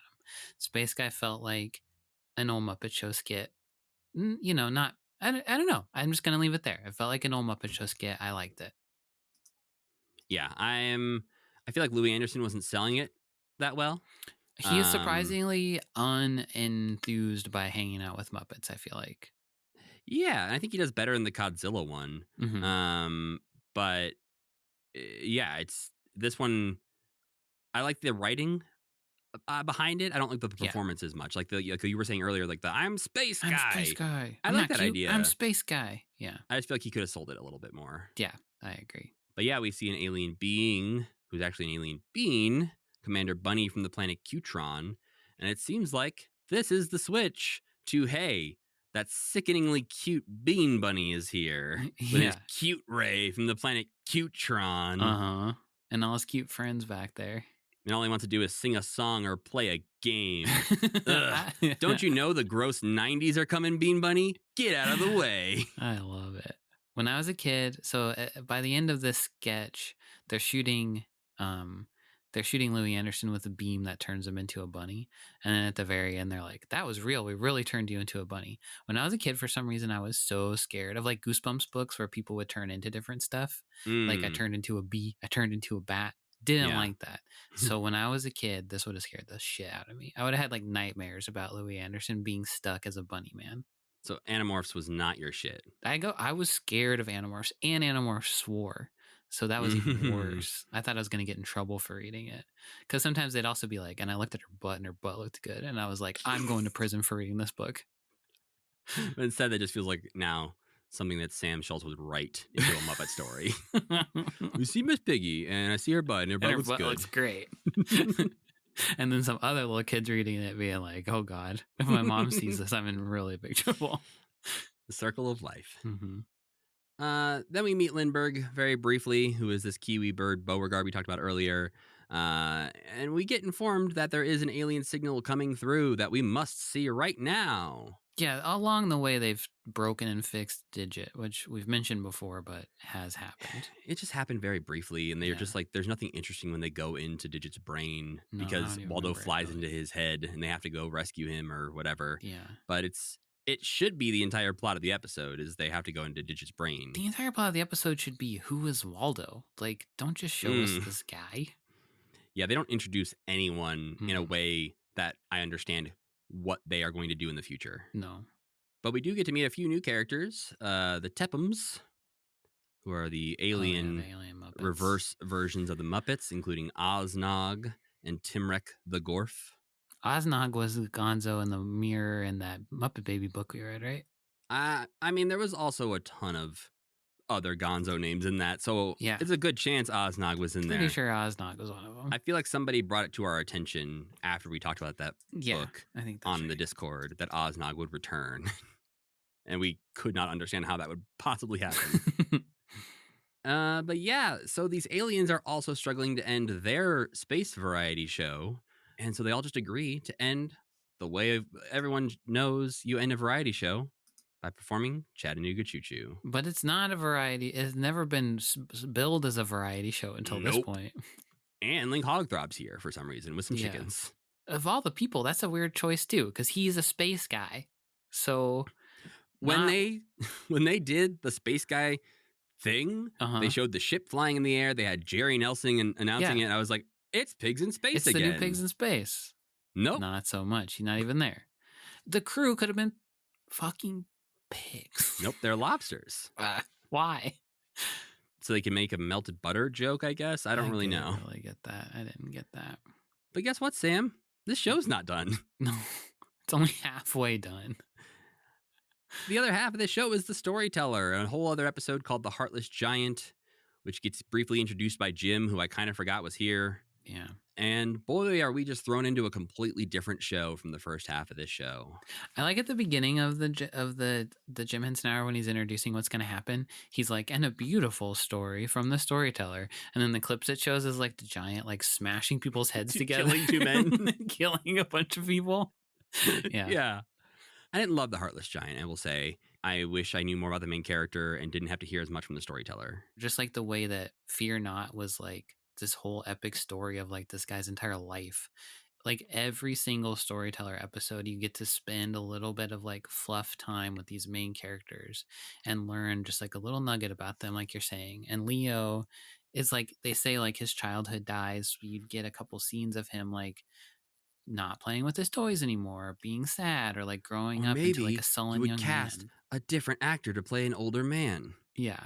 Yeah. And not just be like, I guess this is the same boy years later. 3 years later, he didn't grow up at all. He did not taking his vitamins. Yeah, when his brothers are released and they're like, we've been standing here for years. And I'm like, it wasn't 2 days ago because everyone looks exactly the same. Yeah. Leo, were you also frozen in stone? No, I'm just small. Yeah. Just like if a he showed little up as like guy. an older man in his 40s or 50s or something like that, and they were Yeah. like, who are you? He's like, I'm your brother. I Yeah. came to save you. Yeah, and that's why he gets to be king now. He's older than them. That'd be kind of fun. Yeah, he's like, I'm the oldest son now. Yeah, it's like, oh, his brothers, I guess, died later because they aren't the king and he is. But Yeah, there was a weird unwritten thing there where he just casually says he became king, and you're like, he did have two older brothers. what happened here? But I liked the wolf. I thought that whole moment was nice. I liked the fish puppet was really cool. The fish that he saves. I thought that looked good. And then when he flips that, like, it was satisfying. I liked this okay. Mhm. And then I liked it a lot less once you reminded me that it was short. I think because the whole thing here is it's about trust. Mhm. It opens with the prince and the kingdom. The Heartless Giant gets captured. He becomes quick friends with the Heartless Giant by talking to him through the window. He gives him the keys to escape because he believes he will be a nice giant. The giant says, haha, I'm going to kill 2 men immediately. And he's like, shit, I shouldn't trust anyone ever again, is what Yeah. we're sort of told is the lesson. Right. So the way they present that at first is that he runs into a bunch of suffering animals. First, there's a Yeah. bird who's sort of stuck and he picks it up. And then there's a fish who's stuck on a rock and he has to throw it back into the water. And I guess this is him being like, I don't know if I should trust that fish. It's almost like the trust thing is the wrong conclusion. It's like even if you get burned, it's better to help people than not help people. Well, and Right? yes, but I also think we show him trust one giant and get Yeah. betrayed. Yeah. And suddenly we are told later, how can he trust anyone? He's trusted before and been betrayed. Yeah. But we're told that at the wolf moment. When he's After we've trusting the seen wolf. the fish and the bird, Right. those situations went just fine. Mm-hmm. So I think if something else bad had happened to him, maybe that like made him, or he just even said something along the lines of, I'll never trust again. Like The fish and the bird things just aren't, those aren't instances of him trusting, because the fish and the bird would have to trust him. well, yeah, because there's no point at which he's unsure about helping them because Yeah. he's afraid, Well, he thinks about the eating the fish, yeah. But if but like the fish was gonna attack him, like it was a shark or something, he had to help. There's yeah, gotta help. different A shark tone and like there. what's the dangerousest bird? A big eagle. A big one Yeah. for sure. Whatever, an ostrich, like Yeah. He's got to help an ostrich. Then you get to the part where the bird has to fly up and get the key, and he'd be like, "Oh, I guess you're fucked." or it could just be like a Donkey Kong adventure, and he just rides the ostrich until he sees the shark, and then he rides the shark, and then he finds the wolf, and he rides I was the wolf. thinking the same exact thing. He get in a crate, he turn into an ostrich, and for some reason the ostrich could jump so high. Well, we hear off screen that the prince's horse died. Yeah. And so he lays down beside his horse and falls asleep and is woken up by a wolf licking his face. Probably in a full length one, the horse would talk and say, "Leo, even though I'm dying, you still got to be a good boy," or something. I feel like that horse definitely would have been more important Yeah. in a full length one, and we would have seen him die. Yeah. Or the horse is like, "You got to eat me so you can live," and he's like, "I just can't." I don't know. Yeah. Yeah. But instead, we get a wolf saying, "Let me eat your horse." I mean, you got to hand it to the wolf. Why not? Yeah. And this is when the storyteller says, how can he trust anyone? He's trusted before and been betrayed. But that's undercut by the fact that Leo's like, then I guess you can just eat me too. Mm-hmm. He's setting himself up for failure. Yeah. But the wolf eats the horse and then is like, hey, come here. You can ride me now. Men Thanks. would literally rather get eaten by a wolf than go to therapy before they go to therapy. Oh, a very niche meme that I wish we could post and have anyone appreciate it. Well, the prince rides off on the wolf and comes upon a garden of statues and stone men and women and soldiers. It turns out this is the garden right next to the giant's house, who he turned them to stone the moment they approached. A power he apparently that has. He was, that's not unheard of in the storyteller, is that all of a sudden somebody can do something crazy. Yeah, true. All throughout this, they keep really hitting the point of like, he's a heartless giant. You don't understand. But it takes so long to get to the literally his heart is outside of his body. I actually have one. Yeah. That I didn't buy it for a long time. Right. And all it would take was a sentence at the beginning that was like, the giant literally took his heart out so he could not be killed. And right. Yeah. Born without a heart. Like something. I don't know. It's very odd how many times they try to like drive home that point without actually telling you anything. So the prince stays and becomes the giant's servant. He learns where the location of the heart is, and so he goes to retrieve the heart very easily, it seemed, and brings it back and frees his brother. It wraps up very quickly. Well, he frees his brother, but the brother takes the egg and squashes it. Yeah. And kills and then the brother looks shocked at first that worked. Yeah. Like he squeezes it and he's like, oh my God, I can't believe I did that. Then there's like the very metal. It does end really quickly and weirdly because the giant dies and a bunch of bugs fly out of him. And then he's like, he had a wasp's nest where his heart should have been. Yeah. It's just fucking cool. It's the new My Metal album. Yeah. I'm reading the wiki of this story, and it's more than any other one, I think, exactly the same story, except at the end, the prince squeezes the giant's heart. Leo does. So he's just like, fuck you, dude. Which actually makes more sense. Because I think he would be like, there's nice people in the world that I helped, and there's this bad guy who did a bunch of bad shit. I don't know. I would probably also have squeezed the giant's heart. He was a dickhead. The other lesson of this that we get very briefly at the end is when the dog is like, "Oh, he would have been good if we given him time." Like, What? He it's stepped like, on a okay. bird, dude. But yeah, like the dog was gonna let that giant do whatever he wanted and like kill anyone. Yeah. But I thought it was all right. I kind of liked it. But like I said, it is hurt by being attached to the Muppet thing. Not just because of its runtime, but Yeah. also because it's like, how am I supposed to take this seriously? Like, they were jerking off the Yeah. whole first half hour. If I hadn't watched this right after the other stuff, and if I hadn't seen other better storyteller episodes, Uh-huh. this is fine. Yes. I think because of the longer Fear Not type episodes where we get more character beats, we don't have to hear from the storyteller quite as much to explain what just happened. Mm-hmm. I feel like this is made for a younger audience, even though it's like the same show, the same kind of format. Yeah. This feels true. like you're talking down to being a It's little not bit as more dark and creepy.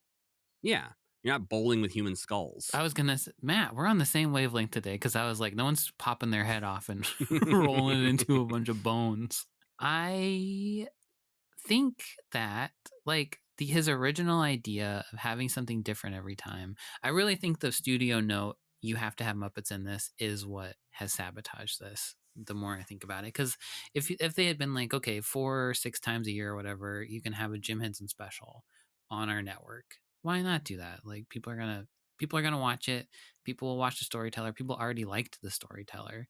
It's like, why not let there be a Miss Piggy special? Like that just would have gone over better, I think. There wouldn't have been Yeah. the same amount of like every week you have to get 1 billion people to watch this. Yeah, and I guess we'll see how it turns out as they lean into different parts of that, of whether it's Mhm. Secrets of the Muppets or a Miss Piggy special, or there's a shot of Fozzie Bear on the Today Show, which I assume is how we get our cameo we referenced earlier. Yeah. We'll see how it goes. I am excited to watch the rest of it. I will say I'm feeling refreshed by this project, in a way that like, oh, more Sesame Street. Oh dear Lord, more Muppet Babies. This is like, I don't know what to expect, so that's fun. I guess, yeah. How like not knowing what to expect is at least new and different than we've been feeling. Where Muppet Babies, we kind of know exactly what we're getting every time. Oh yeah, too much so. And I thought about, do we want to talk about multiple episodes of this show in one episode of this podcast? And maybe we will eventually as we go on. Mm-hmm. But for now, it's still so weird that I don't want to mash up 4 really random things into one episode. Because it's already like we talked about 2 different things. Yeah. So I think for now, we'll stick with, in real time, watching a Jim Henson Hour episode every week. I don't want to think about it that way, but I'm fine with it in concept. Yeah. So we'll have handful, several, whatever, more Jim Henson Hour episodes, obviously, to discuss. Along the way, we'll have some other things, as well as the Evening with Jim Henson and Frank Oz thing to watch. Yeah, right. And in the middle of this, we'll also have our 200th episode spectacular. Why? I noticed we're closing in on it. We are closing in. It'll be in December, our 200th episode of this podcast. Wow. Which Look at no us promises, go. because I don't have any plans yet, but I want to do something fun for it. Okay.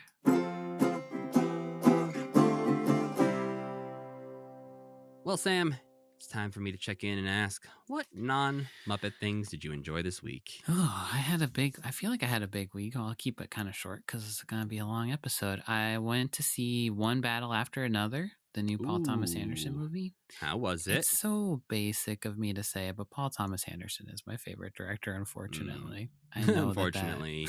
I know how that makes me sound, but I love There Will Be Blood. They've been playing at the local art house movie theater a bunch of his movies. I'm going to go see Boogie Nights tonight, which I've never seen before. But yeah, I like all of his movies. There's just something about it. It's just like magic on the screen. And I gotta say, I think this is not, I don't know if it's my favorite one, because Phantom Thread speaks to me on such a personal level of like, if you're a creative person, that movie is just like perfectly sums up what it's like to like try to make stuff and also try to have any semblance of like a life and a relationship, and how painful that is. So that will always be like one of my favorite movies ever. But this movie is so fucking good. It looks good. It's hilarious, which I wasn't expecting it to be so funny. Yeah, it's not my favorite one of his, but it's probably my second favorite one. And I think it's his most I haven't seen Boogie Nights, like I said, and I suspect that one is pretty crowd pleasery, but I think this one is like for everybody. It is not artsy fartsy. It's very funny. Leo is great in it. And it's like so real. And so if you don't like how the world is right now and you're sad about it, maybe don't see this movie. But it is like a very optimistic, like ultimately optimistic in a world gone mad kind of thing. But damn, I loved it. I'm going to see it again probably. It was so good. I feel like, just so many people whose opinions I usually trust on things are just saying it's like one of their favorite movies of all time, and especially of the year. And I'm just like, all right. It at least makes me want to watch it, because I am like an inconsistent Paul Thomas Anderson viewer. I have only seen Magnolia, Punch Drunk Love, and There Will Be Blood. Yeah. And that's the only three I've seen. But three very different ones. Yeah. Magnolia, I remember thinking that was an experience. I watched that. That was okay. That's probably my least favorite one of his. I didn't get a lot out of it. Again, it's been so long since I've watched it. Punch Drunk Love, I adore. Damn, I love that movie so much. That's a good movie. And There Will Be Blood, I hated the first time I watched it in theaters. Oh, wow. And then I came around to it on follow-ups. In my life. Yeah. Yeah, like that's following up, I was like, maybe I was just expecting the wrong thing when I went into it, but like I did not like that movie when I saw it in theaters. That's interesting to me. But yeah, I haven't seen anything else he's done since There Will Be Blood. I think you should give Phantom Thread a shot. That's quite a film, I think. I mean, much like I met Paul Thomas Anderson in person and didn't realize it at the time. Oh yeah, when you worked at the movie theater, is that right? Yeah, because I was stoked. Was he with Maya Rudolph? Yep, and that's why I was excited, because Maya Rudolph was there. Yeah. And didn't realize that Paul Thomas Anderson was with her, because I did not know they were married. Some schlubby guy. Yeah, I think much like that, though, I don't notice when his movies come out necessarily, because I've never just been like a diehard fan. And so I don't think I knew Phantom Thread was one of his movies. Oh, okay. I remember hearing about that movie. I don't think I ever connected the dots that it was him. Okay. I mean, he's extremely famous in film circles, but he's certainly not like a household name he is maybe in the way that like he's a pretentious director, and I think during There Will Be Blood, he was a household name. People knew that movie and were talking about him. But I think maybe after The Master, people were like, yeah, we're good though. The Master's so good though.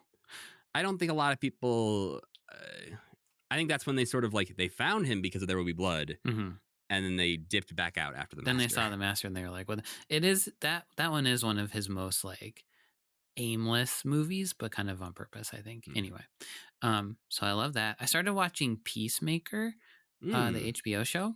I think it's great. I've only gotten a couple episodes into it because I'm watching it with Rachel, and we haven't had time to sit down and watch it. But I think it's really good, and I'm excited by what I know about the second season. So I want to burn through the first one so I can watch the second season. And that's all. I beat Donkey Kong, Bonanza. Proud of you. That game. But I need a new Switch 2 game. They're out of games. I guess I could play the new Kirby game, but I'm probably not going to. So I have to wait until what comes out? Super Mario Wonder for Switch 2, which comes out like next year. I don't know. So you could I don't know, get a Tony Hawk or something on there. I guess I could from a different console. Keep playing Splatoon 3 or something. I'm not really sure. But yeah, that's most of what I've done. How about you? I'm watching the 2Ds. What's that? Dawson's Creek and Daredevil. Oh, okay. I thought that's like a real thing. You psycho. You're watching Dawson's Creek? Yeah. So that's Daredevil was very much on purpose because you're watching Marvel stuff. I'm doing my MCU watch, and I finally went back and started watching it. I was like, ooh, I get the hype. This show is amazing. Yeah, it's a good show. But to watch, with dinner or whatever, like my wife and I hanging out watching a show, recently I had the realization that she never watched Dawson's Creek growing up, whereas I did. Okay. And I'm a few years older than her, so I guess it was just like that generational gap that happened there. And I remember watching it in 6th grade to impress girls because I knew girls watched it. Dude. And I was like, I watch that show too. Hey, look at me. I'm sensitive. So I'm sensitive, just like Dawson. Pacey? No, not Pacey. Okay. Watch the show, Sam. I've never watched the show. Oh, Michelle Williams is in it. Yeah, I like Michelle Williams. that was Devin's reaction as well. Oh, interesting. But so I brought this up because they recently did a reunion thing where like all the actors got together for photo shoots and things like that. And I was like watching the clips and talking about it. And Devin was like, I have never seen Dawson's Creek. I don't know anything about it. And I was like, ooh, I wonder. Like, I know it doesn't hold up in some ways because it's like a late 90s show, but I wonder if somebody watching it now for the first time would enjoy it. And so I put on the pilot episode and I was like, let's watch this. And we watch it. And she's like, oh shit, this would have been my entire personality if I watched this as a teenager. Wow, okay. And I was like, so that means we're watching it? She's like, yes, that means we're watching all of it. And so, yeah, Daredevil and Dawson's Creek are the two shows being watched in our house at the moment. That's great. I've also never watched it before. I've never seen a single second of Dawson's Creek, I don't think. I don't know if you like it at all. Okay. I think you might get tired of it extremely quickly because it is very melodramatic and there's a lot of characters making extremely stupid decisions that you're just like, oh my God, of course they're going to do that. Is it sort of like more meatheaded Gilmore Girls? The way I describe it to Devin is it's like if you were watching just the Rory and Dean segments of Gilmore Girls. Okay. If you're watching like just the Rory parts of Gilmore Girls. Yeah. For 7 seasons or whatever it is. Ew, that's what Dawson's Creek is. She's the worst character in the whole show. And Dawson is the worst character in Dawson's Creek, so it works out. That's awesome. Speaking of Dean, Rachel started watching Supernatural. Have you ever watched that show? No. I started watching.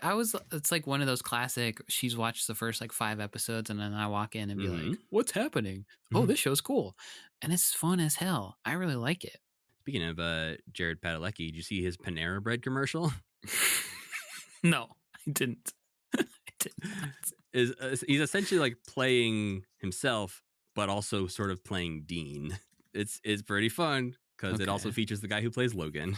Really? Yeah, they're like having soup together, and the whole thing is that Jared Padalecki is like, it's fall, it's cozy. You want the safe, like warm, cozy option, don't you? And the whole thing is like, well, you know, the more dangerous black bean soup is back. And he's like, you don't want the bad boy. You want the cozy, safe option. Yeah. You know, I fucking love what's his name? I can't remember his name now. Jess? Logan. I fucking love Logan for some reason. Oh, you love Logan? That actor, Matt Zuckery or something like that. Yeah. I love seeing that guy pop up. He was in The Good Wife and he was like great.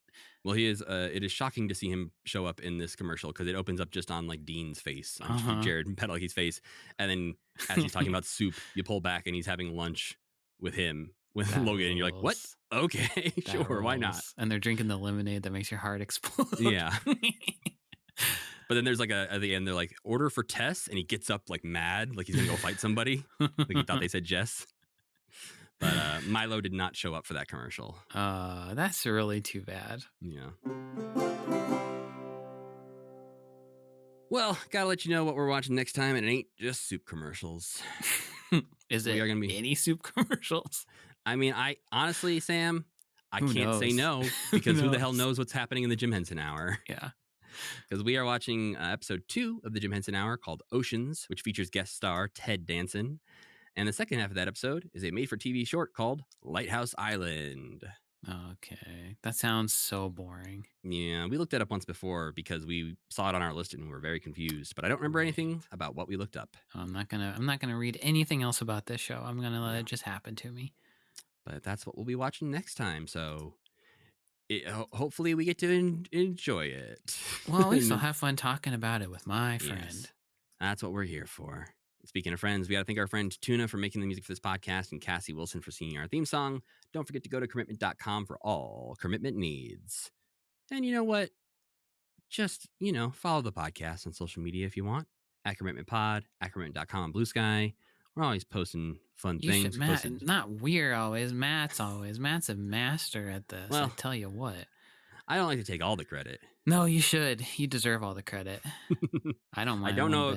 I don't know if Sam knows the password. So if you're seeing a post on those social posts, they are from me. I don't think you know the password to the Lipson account. So that's fair. We're even on that.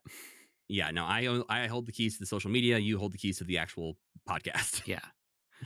But yeah, follow us there. You can always follow me at Matthew Gatos. And I'm Sam Schultz.